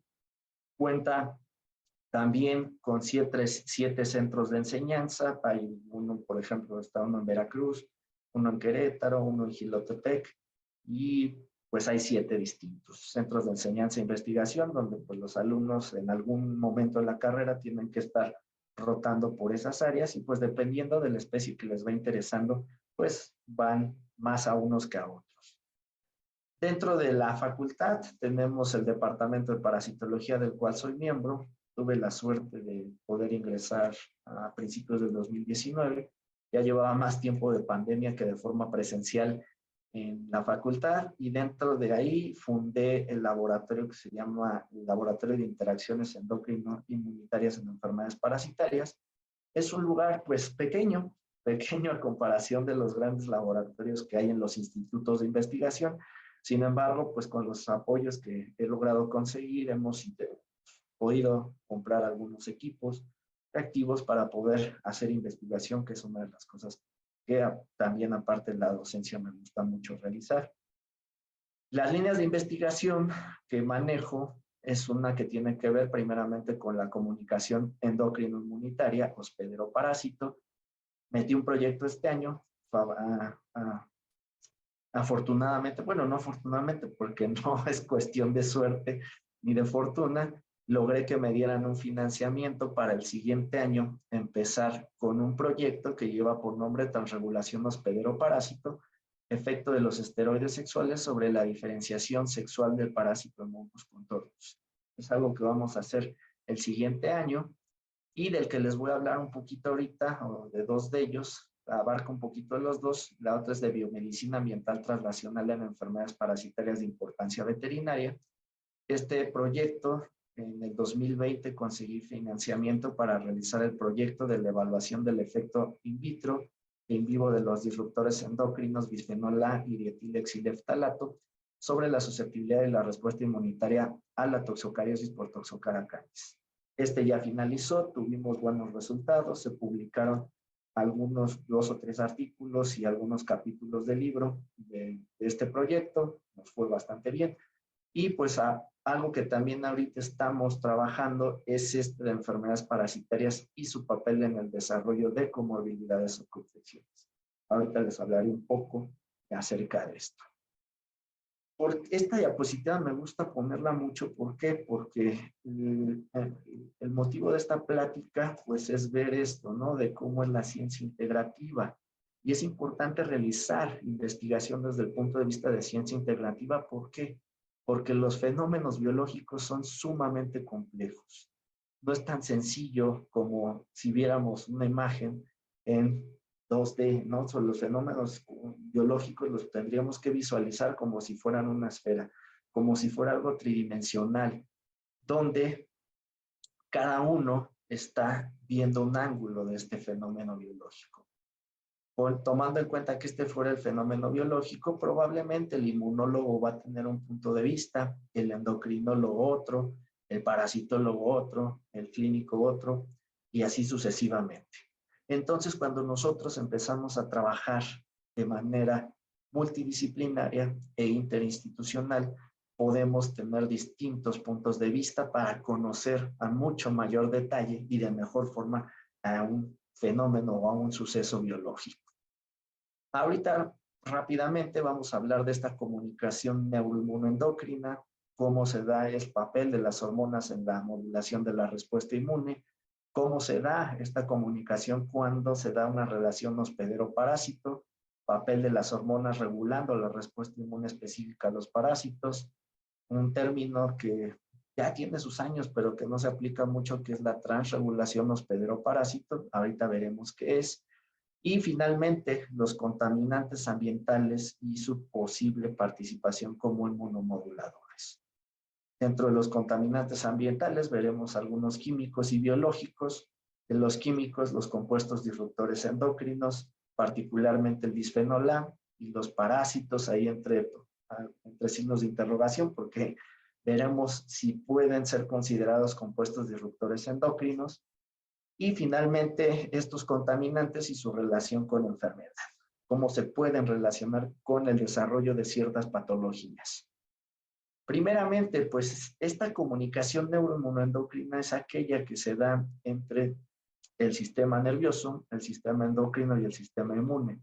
Se da con la finalidad de mantener la homeostasis y se realiza principalmente por sus factores solubles.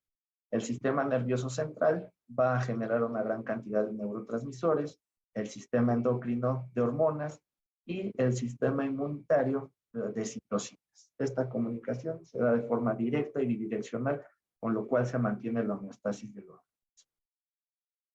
Algunas de las hormonas más estudiadas, nosotros nos vamos a enfocar más a esta parte, ¿no? La comunicación endocrino-inmunitaria. Algunas de las hormonas más estudiadas son los esteroides sexuales, los estrógenos y los andrógenos. Algunas otras hormonas de origen proteico, como la prolactina, que también por ahí vimos al final de la presentación pasada, también son importantes moduladores de la respuesta inmunitaria. Por poner algunos ejemplos, yo sé que ustedes van ahorita en semestres iniciales de la carrera, pero pues que sepan que la respuesta inmunitaria o el sistema inmunológico es el encargado de proteger al organismo contra distintos retos antigénicos, como pueden ser parásitos, bacterias, virus, hongos, entre otras cosas. Y estas células son susceptibles al efecto de los esteroides sexuales. Por ejemplo, la testosterona puede polarizar una cierta respuesta inmunitaria, como puede ser la disminución de anticuerpos por parte de las células plasmáticas, baja la secreción de serotonina y histamina y disminuye la producción de algunas citocinas. Por otra parte, el principal estrógeno femenino, que es el 17-beta-estradiol, genera que haya una activación policlonal inespecífica de los linfocitos B y que favorezca que se desarrollen las células plasmáticas, que son las efectoras, las encargadas de producir anticuerpos.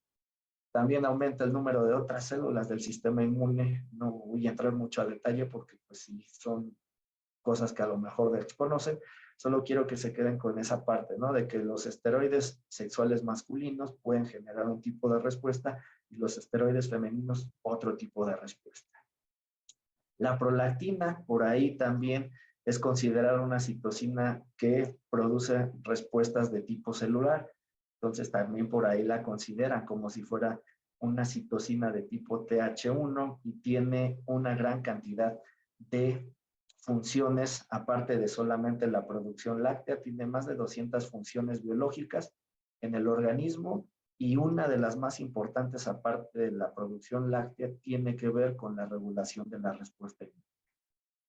Entonces, pues dependiendo de la hormona se pueden dar distintos tipos de respuestas, a lo mejor, y esto nos lleva a ver que va a haber un dimorfismo sexual inmunitario.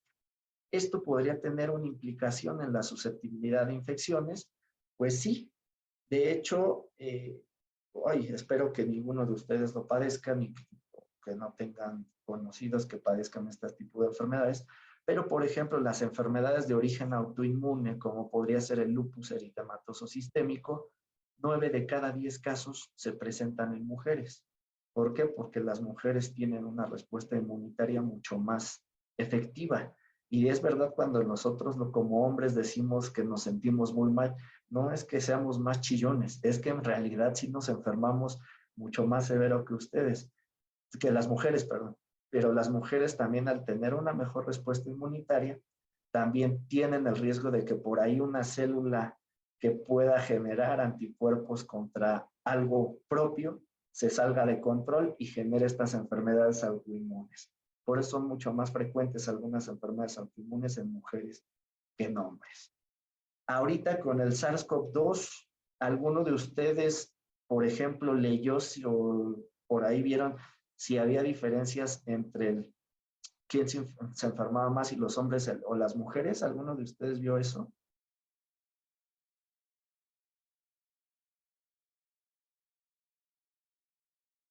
Ok, si no lo vieron, pues de hecho sí se llegó a ver que los hombres se infectaban con mayor facilidad y que la severidad era mayor en ellos que en las mujeres. Por ahí se mencionaba que era por el hecho de que nosotros expresamos más el receptor al que se une el virus, como que es la enzima convertidora de angiotensina 2. Puede ser un mecanismo, sin embargo, también la regulación de la respuesta inmunitaria por parte de los andrógenos también está jugando un papel importante en el establecimiento del virus. Y a raíz de eso, por ejemplo, en la Gran Bretaña, ya se está viendo la importancia del estudio de los fenómenos biológicos contemplando ambos sexos. Esto salió apenas en marzo del 2022 y hay una nueva normatividad en la cual se anuncia que a partir de ahora solo se van a otorgar subvenciones a proyectos de investigación animal en la cual se esté considerando el uso de ambos sexos. También ¿por qué? Porque la falta de esta representación femenina o de hembras, tanto en los estudios con animales como en los ensayos clínicos en humanos, ha dado como resultado que los fármacos y tratamientos sean inadecuados para su uso en mujeres. Yo ahorita no me he metido a leer un poco más, pero por ejemplo yo veía que a mis amigas, al momento de que se les realizaban se vacunaban contra el SARS-CoV-2, les daban signos y síntomas peores que a los hombres. Y ahí es ¿por qué? Porque todos los estudios clínicos y también los estudios en animales, los estudios de laboratorio para el desarrollo de las vacunas se hicieron con machos. Y ahorita pues ya, qué bueno que se está intentando motivar el estudio de los fenómenos biológicos en ambos sexos. Aquí también, miren, ya buscando en un buscador de literatura científica de artículos poniendo palabras como sex difference, immune response y COVID-19 te arroja 232 resultados, que es un buen número. Y ahorita ya subió más, es un poquito viejito, yo creo que ahorita son como 300 resultados, donde se está comparando esta diferencia que puede existir en hombres y mujeres, no solamente en cuanto a la respuesta inmune, sino también a la susceptibilidad, a la intensidad de la infección y muchas otras cosas. Ahora, cuando esta comunicación se ve, cuando dentro de esta comunicación se ve otro participante como es un parásito, pues hay una falla ahí en la homeostasis o puede generar una falla en la homeostasis y esto se conoce como comunicación endocrino-inmunitaria hospedero-parásito. El papel de las hormonas en la regulación de la respuesta inmunitaria a parásitos, pues también es algo que se ha venido estudiando y en esta tabla podemos ver que hay distintos parásitos, el hospedero en el cual fueron estudiados estos parásitos, la medida, la prevalencia o la intensidad, es la prevalencia, la intensidad y la diferencia entre sexos. ¿En quién es más frecuente o en quién es más intensa la parasitosis? Entonces vean, en la mayoría de los casos, en los machos es mayor la prevalencia y mayor la intensidad que en las hembras. Y aquí hay algunos planteamientos de qué es lo que puede estar pasando, ¿no? Los niveles elevados de estradiol, los niveles elevados de testosterona, la baja de algunas otras hormonas como el cortisol, pero pues vemos que los esteroides sexuales están jugando un papel importante en el establecimiento, la prevalencia y la intensidad de las parasitosis. De la prolactina, ya lo habíamos mencionado un poquito, cómo puede también modificar la respuesta inmunitaria y puede reducir el éxito de la infección parasitaria, sobre todo en protozoarios, por distintos mecanismos inmunológicos. Ya hablamos también ¿no? de Toxoplasma gondii, Leishmania, Trypanosoma, Plasmodium y Cantomeva, también son parásitos protozoarios. También ya lo vimos. Ahora, ¿qué hablamos cuando nosotros nos referimos a transregulación hospedero-parásito? Pues esto es algo muy, muy padre, ¿no? Y muy, muy interesante, que lo vamos a definir esto como la estrategia por la cual el parásito puede interactuar, ya sea para bien o para mal, a través de receptores o estructuras que son similares a los receptores de las hormonas que presentan en mamíferos, y con estos receptores puede estar interactuando directamente con las hormonas o factores del crecimiento que el hospedero sintetiza. Y no es como que sea un receptor canónico. Si algún día llevan la materia de fisiología, les van a decir, cada receptor tiene su ligando. Y es como una llave cerradura. No solamente va a emular. No, los parásitos nosotros planteamos que tienen estructuras semejantes a los receptores que les llamamos componentes membranales, en el cual pueden unir distintas hormonas con distinta afinidad y con eso realizar cascada abajo distintas acciones. Hay diferentes estudios donde se han cultivado parásitos con hormonas, algunos de los que realizaba el doctor donde hice mi doctorado, pues tenían que ver con este parásito Taenia crassiceps, que habían visto que era mucho más fácil que se estableciera en las hembras que en los machos, y vean por qué, porque hormonas como el estradiol y la progesterona favorecían su crecimiento, su reproducción, su viabilidad e infectividad, mientras que la testosterona y la dehidrotestosterona disminuían su crecimiento, su reproducción, su viabilidad e infectividad, y era muy notorio la diferencia. El parásito crecía en el abdomen, conocido como cavidad peritoneal, y las hembras se veían así, el abdomen se les distendía completamente el número de parásitos y el macho se mantenía pues delgado, ¿no? Porque no se estaban reproduciendo tantos parásitos. Entonces los empezaron a estimular con hormonas y vieron que pasaba eso. En otros parásitos se ha visto que pueden estar también presentando este tipo de receptores y se ha visto que hormonas como la prolactina pueden favorecer el crecimiento de este tipo de parásitos y también estimular su motilidad. No hablaremos de Toxocara, pero pues tiene mecanismos también importantes de transregulación en el cual sensan las hormonas y al final del tercer tercio de gestación en las perras se reactivan y migran hacia el útero para transmitirse a los cachorros y a la glándula mamaria para transmitirse a través de la leche.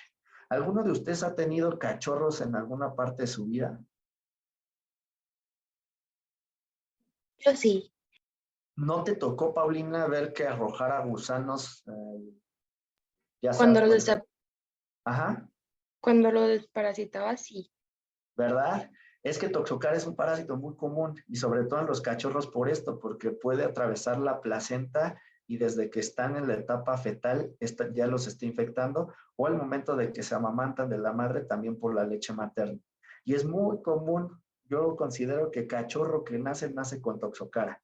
Y pues es muy común que se vean esas escenas de que los cachorros arrojan las lombrices, que así las conocemos comúnmente como lombrices, ya sea en las heces o por el vómito, ¿no? Entonces, pues es por ese tipo de transmisión y los mecanismos propuestos, aparte de que la hormona puede modular la respuesta inmune y hacerle más fácil el camino hacia el útero y glándula mamaria, es que también tiene estos receptores que vemos aquí por medio de inmunofluorescencia en moradito. Estos receptores, al momento de que lo siente, la larva dice, oh, es momento de comenzar mi migración hacia el útero y a la glándula mamaria para transmitirse a la descendencia y que sea mucho más fácil continuar con su ciclo. No nos vamos a detener en eso, pero bueno. Hay algunas otras, por ejemplo, en Taenia crassiceps, se vio que el estradiol y la progesterona están alterando la producción, bueno, no la producción, la expresión de proteínas del citoesqueleto que conforman lo que se llaman células flama de los céstodos. Estas células flama son como si fueran los riñones de un humano, le van a servir para detoxificar el organismo del céstodo. Y pues estas hormonas estimulaban, al momento de que uno ve más activas estas células que se ensamblan bien las proteínas del citoesqueleto, quiere decir que el parásito se encuentra bien, que está metabólicamente activo, a lo mejor porque se está favoreciendo que se está reproduciendo con estas hormonas, y eso es lo que se ve. Por otra parte, los andrógenos estaban causando un efecto cisticida, mataban a los céstodos, haciendo que no hubiera un buen ensamblaje de las proteínas de citoesqueleto. Las células flama no funcionaban adecuadamente, con lo cual no podían detoxificar su organismo adecuadamente y morían. Todo esto lo hizo el doctor Javier Ambrosio, en paz descanse, también durante una de las víctimas de la pandemia, pero dejó un legado muy, muy interesante con todos estos estudios que realizó. Viendo la reproducción, pues vean en esta gráfica, Taenia crassiceps es un parásito que se reproduce por gemación. Entonces, cuando nosotros lo estimulamos con hormonas como la progesterona y el estradiol, ¿qué está pasando? En el eje de las X tenemos el tiempo en días, en el eje de las Y es el número de gemas. ¿Qué les llama la atención ahí? El azulito es el control, el que solamente se encontraba ahí en medio del cultivo, nada más.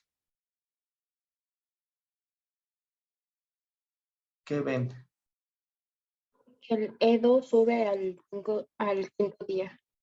Sí, exactamente. Cuando se estimulan estos parásitos con estradiol, empiezan a reproducirse mucho más. Se reproducen mucho más. Eso es lo que llama la atención. También con el estradiol, pero mucho más, perdón, también con la progesterona, pero muchísimo más con el estradiol. ¿Vale? Entonces vemos que la hormona está teniendo un efecto directo sobre la fisiología de los parásitos. En el parásito de importancia humana, el que les decía Taenia solium, pues aquí la que tuvo mejor efecto fue la progesterona. ¿Qué teníamos? Tuvimos de manera experimental estos céstodos infectando experimentalmente a hámsters.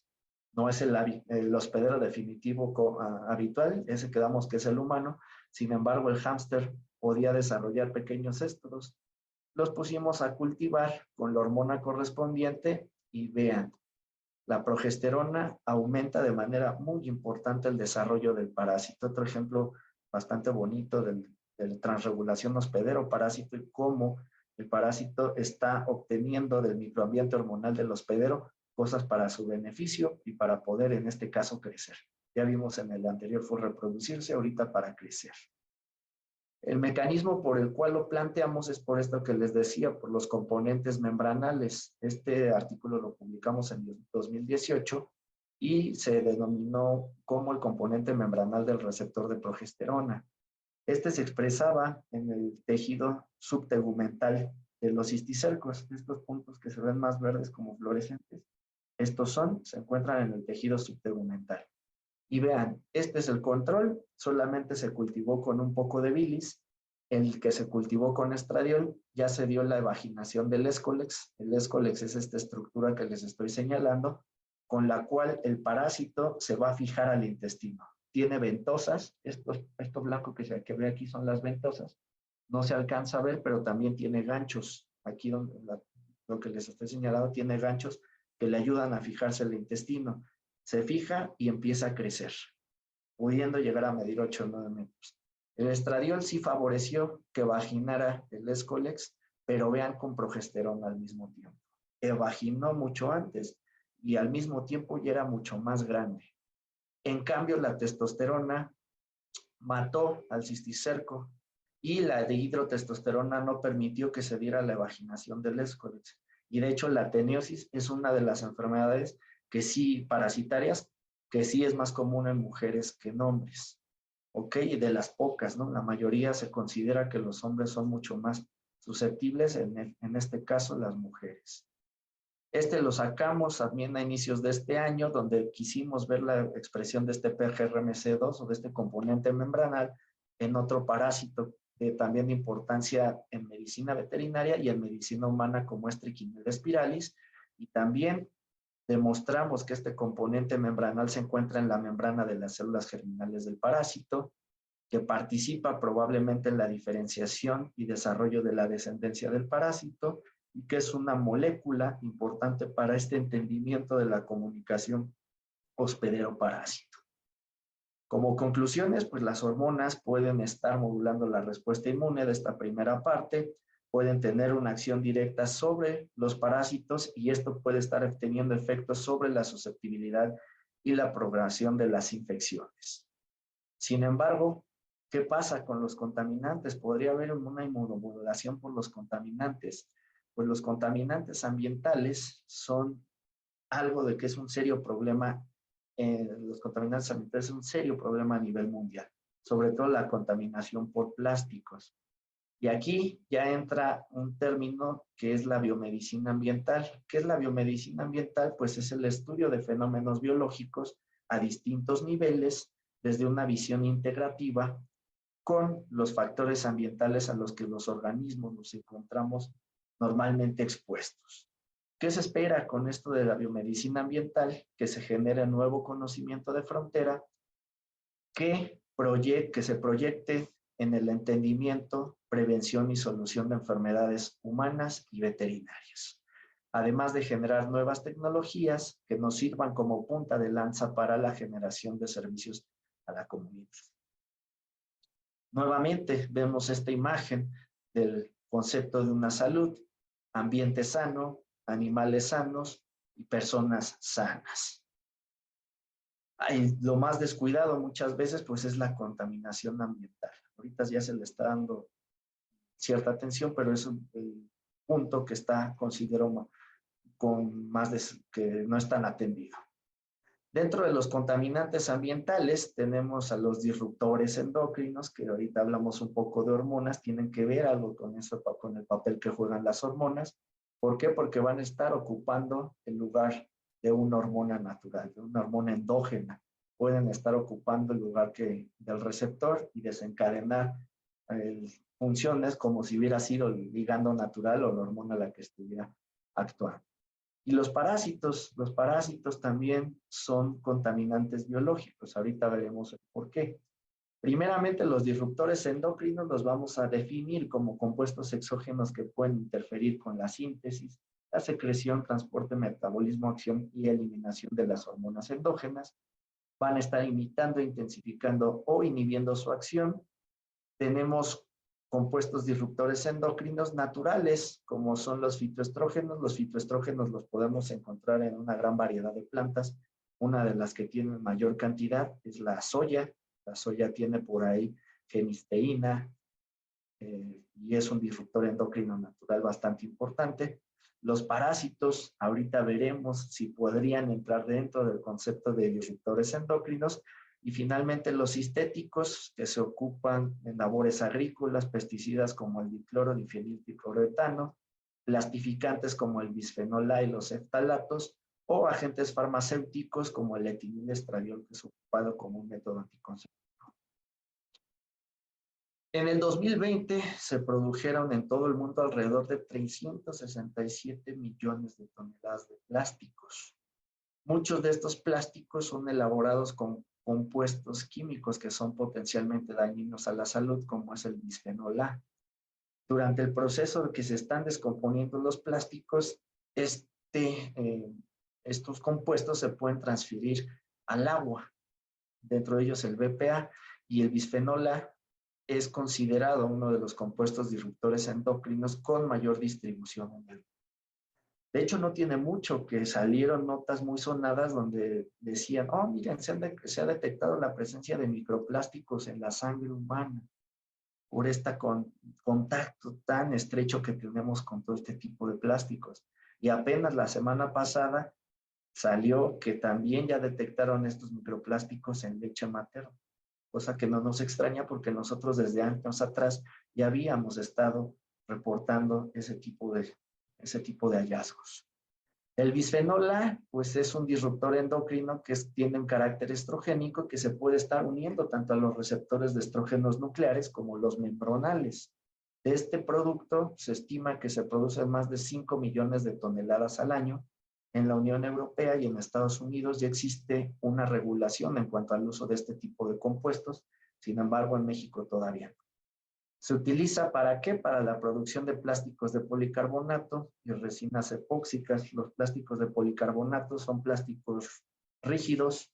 Por ahí seguramente, pues, los toppers, donde normalmente transportamos los alimentos, están hechos con este tipo de compuestos.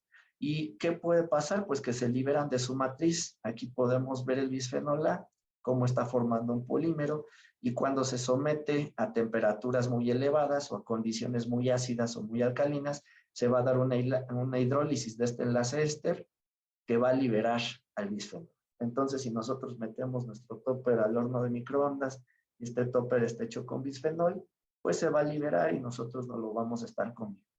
¿O qué pasa cuando a veces vamos en el carro, dejamos nuestro termo con agua ahí, se nos olvidó la temperatura que se alcanza dentro del carro en un día con mucho sol, pues es muy, muy elevada, luego regresan y dicen, ay, está bien caliente el agua, pero al rato que se enfríe me la tomo. Pues ya cuando se la están tomando, pues seguramente también ya lleva por ahí su bisfenol. Aunque no es lo mismo exponerse al compuesto durante un periodo crítico del desarrollo, como podría ser la etapa prenatal o neonatal, que ya como adultos. También existen distintos reportes donde se ha visto que este compuesto sí puede estar modulando la respuesta inmune. Por poner solamente 2 ejemplos de una gran cantidad de reportes que ya existen en la literatura, Holiday, usando ratones machos que les dio una dosis de 1 miligramo por kilogramo al día durante periodos críticos del desarrollo, desde el día 9.5 de gestación hasta el destete del ratón, reportan un incremento en la secreción de citocinas proinflamatorias como la interleucina 2, el interferón gamma y el TNF-alfa. Por otra parte, Miao y colaboradores, usando un modelo de rata donde les administraron 40 y 400 miligramos por kilogramo al día, dosis muy, muy elevadas, durante la gestación, vieron que la expresión del receptor de estrógenos alfa en los esplenocitos disminuía en machos e incrementaba en las hembras, y los niveles de estas citocinas, de IL-2, 2-interferón gamma y TNF-alfa, disminuían en ambos sexos. En cuanto a los contaminantes biológicos, los parásitos, pues tienen, ¿por qué los consideramos contaminantes biológicos? Porque están afectando una gran cantidad de especies, tienen un impacto en salud pública, y aquí pongo el ejemplo de las geomintiasis, que son enfermedades desatendidas de todo el mundo. Pero vean, afectan a 1,000 millones de personas en estas geomintiasis. En la producción y la salud animal, pérdidas económicas muy importantes por la parasitosis, disminución de los parámetros productivos, reproductivos, también por los costos de los tratamientos, del médico veterinario, etcétera, tienen también un impacto en la producción y la salud animal. En el ambiente hay parásitos que son sumamente prolíficos y pueden producir miles de huevos al día. Tan solo les voy a poner una situación por ahí. Se calcula que los perros en la Ciudad de México y en el área conurbada pueden producir hasta media tonelada de heces al día. Y Toxocara canis está entre los 10 huevos de parásitos que son potencialmente zoonóticos que se han encontrado en las aguas residuales de la ciudad. Entonces, cumplen con todos los requisitos para ser considerados como contaminantes biológicos. Ahorita veremos el papel que pueden tener en el desarrollo de comorbilidades y coinfecciones.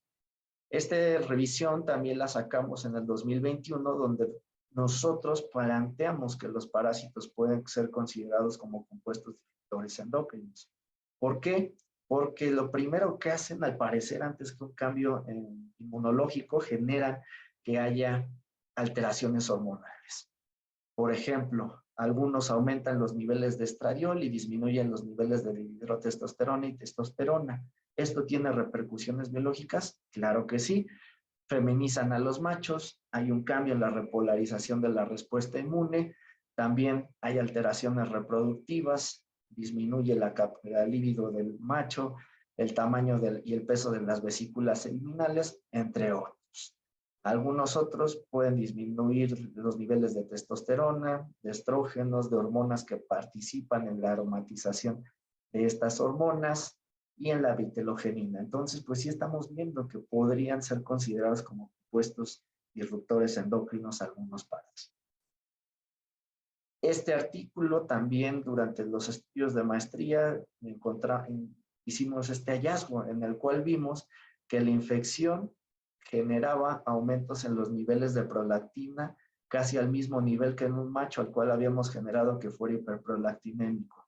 Entonces el parásito está haciendo que suban los niveles de prolactina por algún mecanismo que pues aún desconocemos, ¿no? Tenemos que profundizar más en el tema para poder llegar a por qué mecanismos está realizando esto. ¿Cómo nos exponemos a estos contaminantes? Pues ya les di algunos ejemplos de cómo nos podemos exponer utilizando productos que estén elaborados con BPA. Al momento de someterse a altas temperaturas, pues se puede liberar. Las mamilas, a lo mejor si alguno de ustedes tiene sobrinos, hijos o demás, o han comprado alguna mamila, casi todas tienen una leyenda que dice BPA free, libres de BPA. Son caras, sí, ¿no? Por ejemplo, llegan a costar 200, 250 pesos, y hay algunas que encontramos en algunos bares más económicos que cuestan 25, 20 pesos, 30, que están hechas con estos compuestos. Entonces, pues sí, la diferencia de precios es importante. Los animales igual, prácticamente los comederos, los bebederos están hechos con plásticos elaborados con estos productos. Las latas de alimento, las resinas epóxicas son un recubrimiento que existe dentro de las latas de alimento. Si ustedes abren una, van a ver que tiene una película que es parece como una cerita. Esas son las resinas epóxicas. Y cuando las latas se someten a la temperatura de esterilización antes de salir al mercado, pues este compuesto se está liberando. O si es algún producto encurtido, unos chiles en vinagre, pues el pH ácido del vinagre pues va a hacer que el compuesto se libere y pues nosotros nos estamos comiendo nuestros encurtidos, pero también un poco de bisfenol. A los parásitos, pues por el ambiente, básicamente alimentos contaminados que hayan sido regados con aguas negras, que viven a los parásitos por ahí, por el estrecho contacto que tenemos ya con las mascotas. Mucha gente ya está decidiendo no tener hijos y están optando por tener perros, y ha aumentado muchísimo la convivencia con las mascotas, por eso también es importante siempre llevarlas al médico veterinario. Y algo que tienen en común tanto el bisfenol como algunos parásitos, en este caso hacía referencia a Toxocara, es que pueden transmitirse de forma transplacentaria y lactogénica. Ambos pueden atravesar la placenta, ambos pueden salir por la leche, y desde ahí tenemos contacto en periodos críticos del desarrollo. Y ya rápidamente, porque veo que nos quedan 10 minutitos, vamos a hablar de cómo estos contaminantes ambientales pueden desarrollar algún tipo de enfermedad. Este artículo salió por ahí del 2017 con una muy buena amiga, colega, la doctora Margarita Isabel.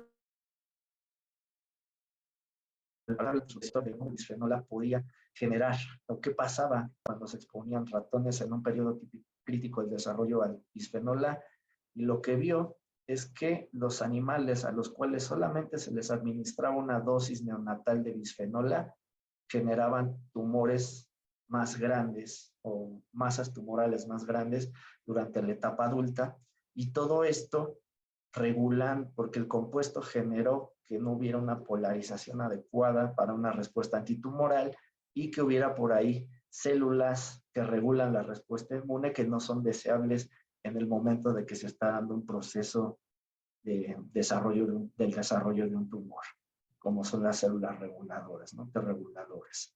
Aquí las podemos ver como lo observamos, son estas que son CD4 positivos, que se pintan de rojito en la periferia, y FOXP3 positivos de verdecito. Entonces, pues ahí se vio que se estaban expresando más este tipo de células en los animales a los cuales se les había expuesto al BPA durante un periodo crítico del desarrollo.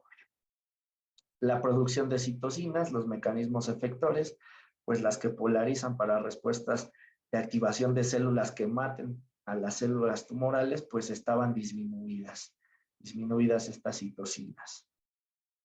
Por ende, concluyó que la administración postnatal de este compuesto a una sola dosis incrementó el desarrollo de los tumores mediante la modulación de la respuesta inmunitaria en el microambiente. La doctora Rocío Ruiz Manzano también estaba trabajando con cáncer, pero ella evaluó el papel que puede tener el parásito en una enfermedad parasitaria en el desarrollo de cáncer. Y también lo que hizo fue infectar ratones primero con un parásito, dejó que se estableciera y posteriormente les indujo el crecimiento de masas tumorales y vio que los animales, las ratonas que tenían el parásito, nuevamente tenían tumores de mayor tamaño. Analizó cómo estaba el microambiente inmunitario dentro del tumor y vio por ahí diferencias marcadas en cuanto a algunas subpoblaciones del sistema inmune. Importantes aquí las células CD8, que son linfocitos citotóxicos que también matan a las células tumorales, pues estaban disminuidos.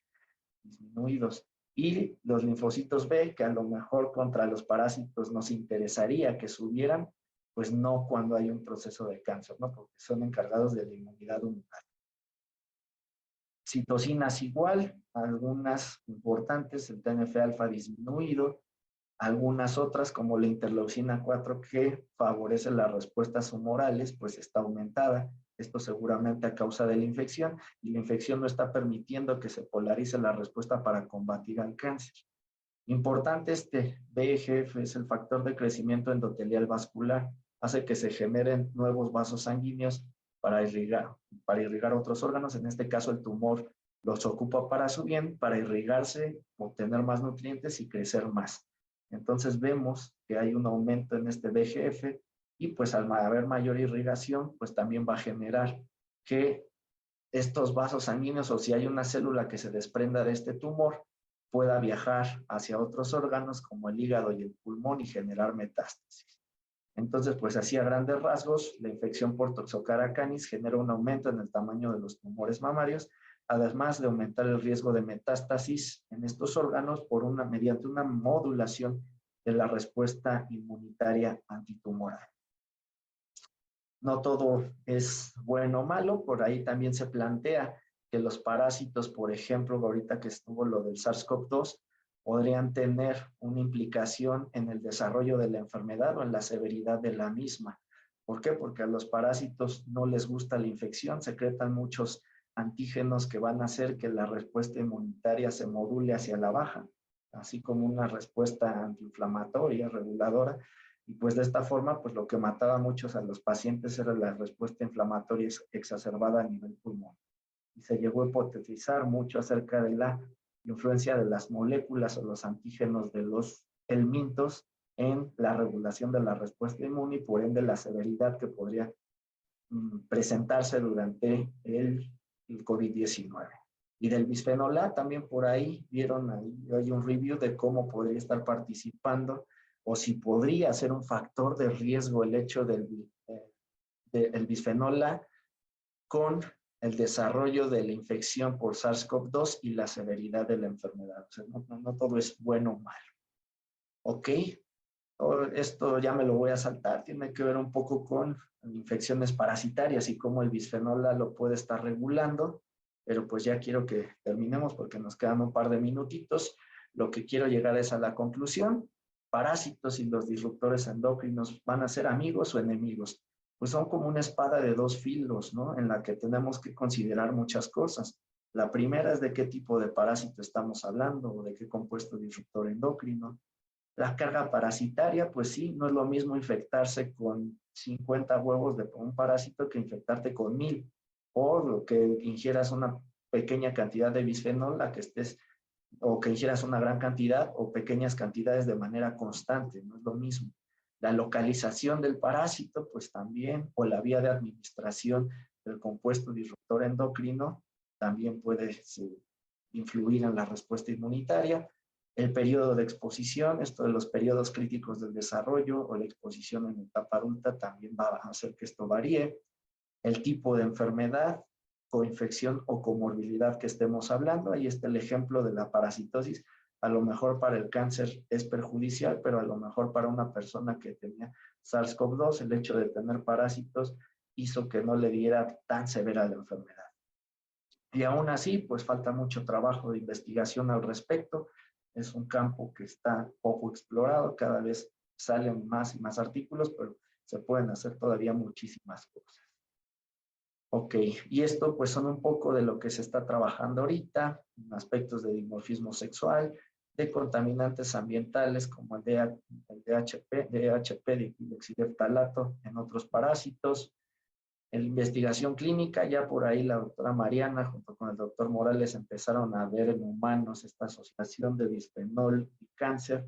Ahorita tuve reunión con algunas personas de oncología veterinaria, oncología, para iniciar con esta parte de la investigación clínica en perros, determinar si los niveles de contaminantes ambientales tienen una correlación con el grado y la severidad de pacientes con cáncer de mama, caninos, también los anticuerpos contra los parásitos y relacionarlo con el grado y la severidad que pueden presentar estas mismas pacientes con cáncer de mama, y caracterizar también el microambiente inmunitario, sistémico e intratumoral y relacionado con el grado y la severidad que se puede estar presentando. Pues de mi parte sería todo, justamente a tiempo. Muchas gracias por su atención y pues esta frase, de hecho, la comenta también muchas veces el doctor Iván y estoy muy de acuerdo con ella. La ciencia no es una creencia ni una ocurrencia, sino es la manera más objetiva y confiable que tenemos para comprender algo. Y un buen científico, aunque genera algunas respuestas, siempre va a generar más preguntas. Llegamos a un punto y salen 10 preguntas más y es un cuento de nunca acabar. Ok, pues muchas gracias por su atención. No sé si tengan dudas, yo sé que me pasé un poquito del tiempo, pero estoy atento a cualquier duda. Muy bien, muchas gracias, doctor Hugo. No sé, a ver, chicos, si hay alguna duda, algo que quieran comentar, adelante, es el momento. Ok, creo que por aquí estoy viendo algunas preguntas. Ok, los ojos, sí, Frida, muy bien. Se me pasó mencionar eso porque pues no íbamos a hablar de Toxocara como tal en esta presentación más que de algunos aspectitos, pero sí, Toxocara en el humano y en el perro puede causar lo que es la toxocariosis ocular, y es cuando se va a la cámara anterior del ojo, puede generar desprendimiento de retina y pérdida de la visión, pero sí existe esa enfermedad, toxocariosis ocular, y sí le pudo haber pasado muy probablemente eso a tu perrito.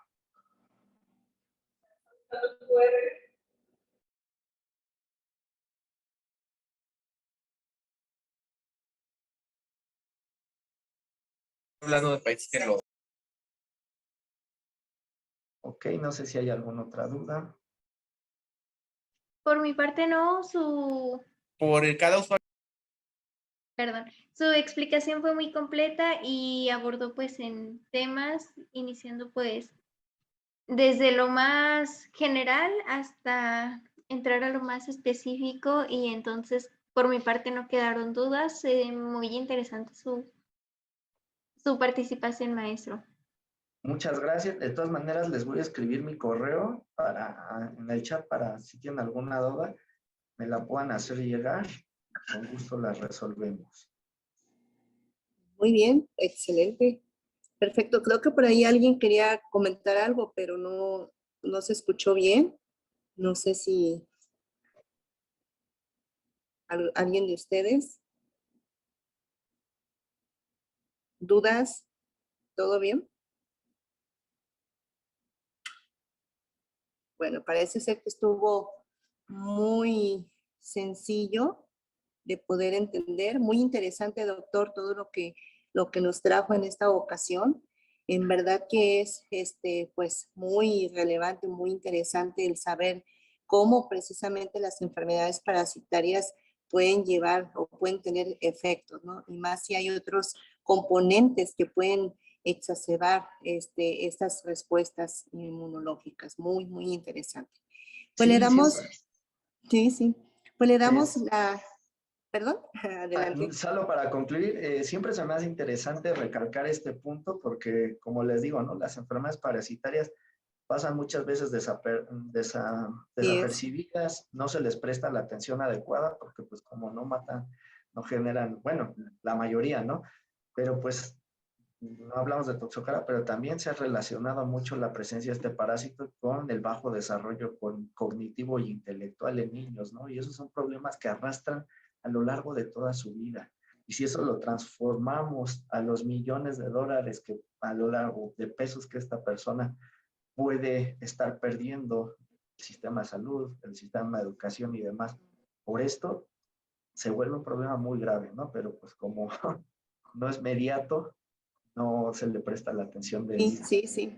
Sí, ciertamente, en la clínica parasitología, no es visto de esta manera. Entonces, pues, espero que todos estos conocimientos lleguen, salgan, ¿no? Lleguen, ahora que los muchachos están en formación, pues, permita que, pues, más adelante desarrollen este criterio, ¿no? Bueno.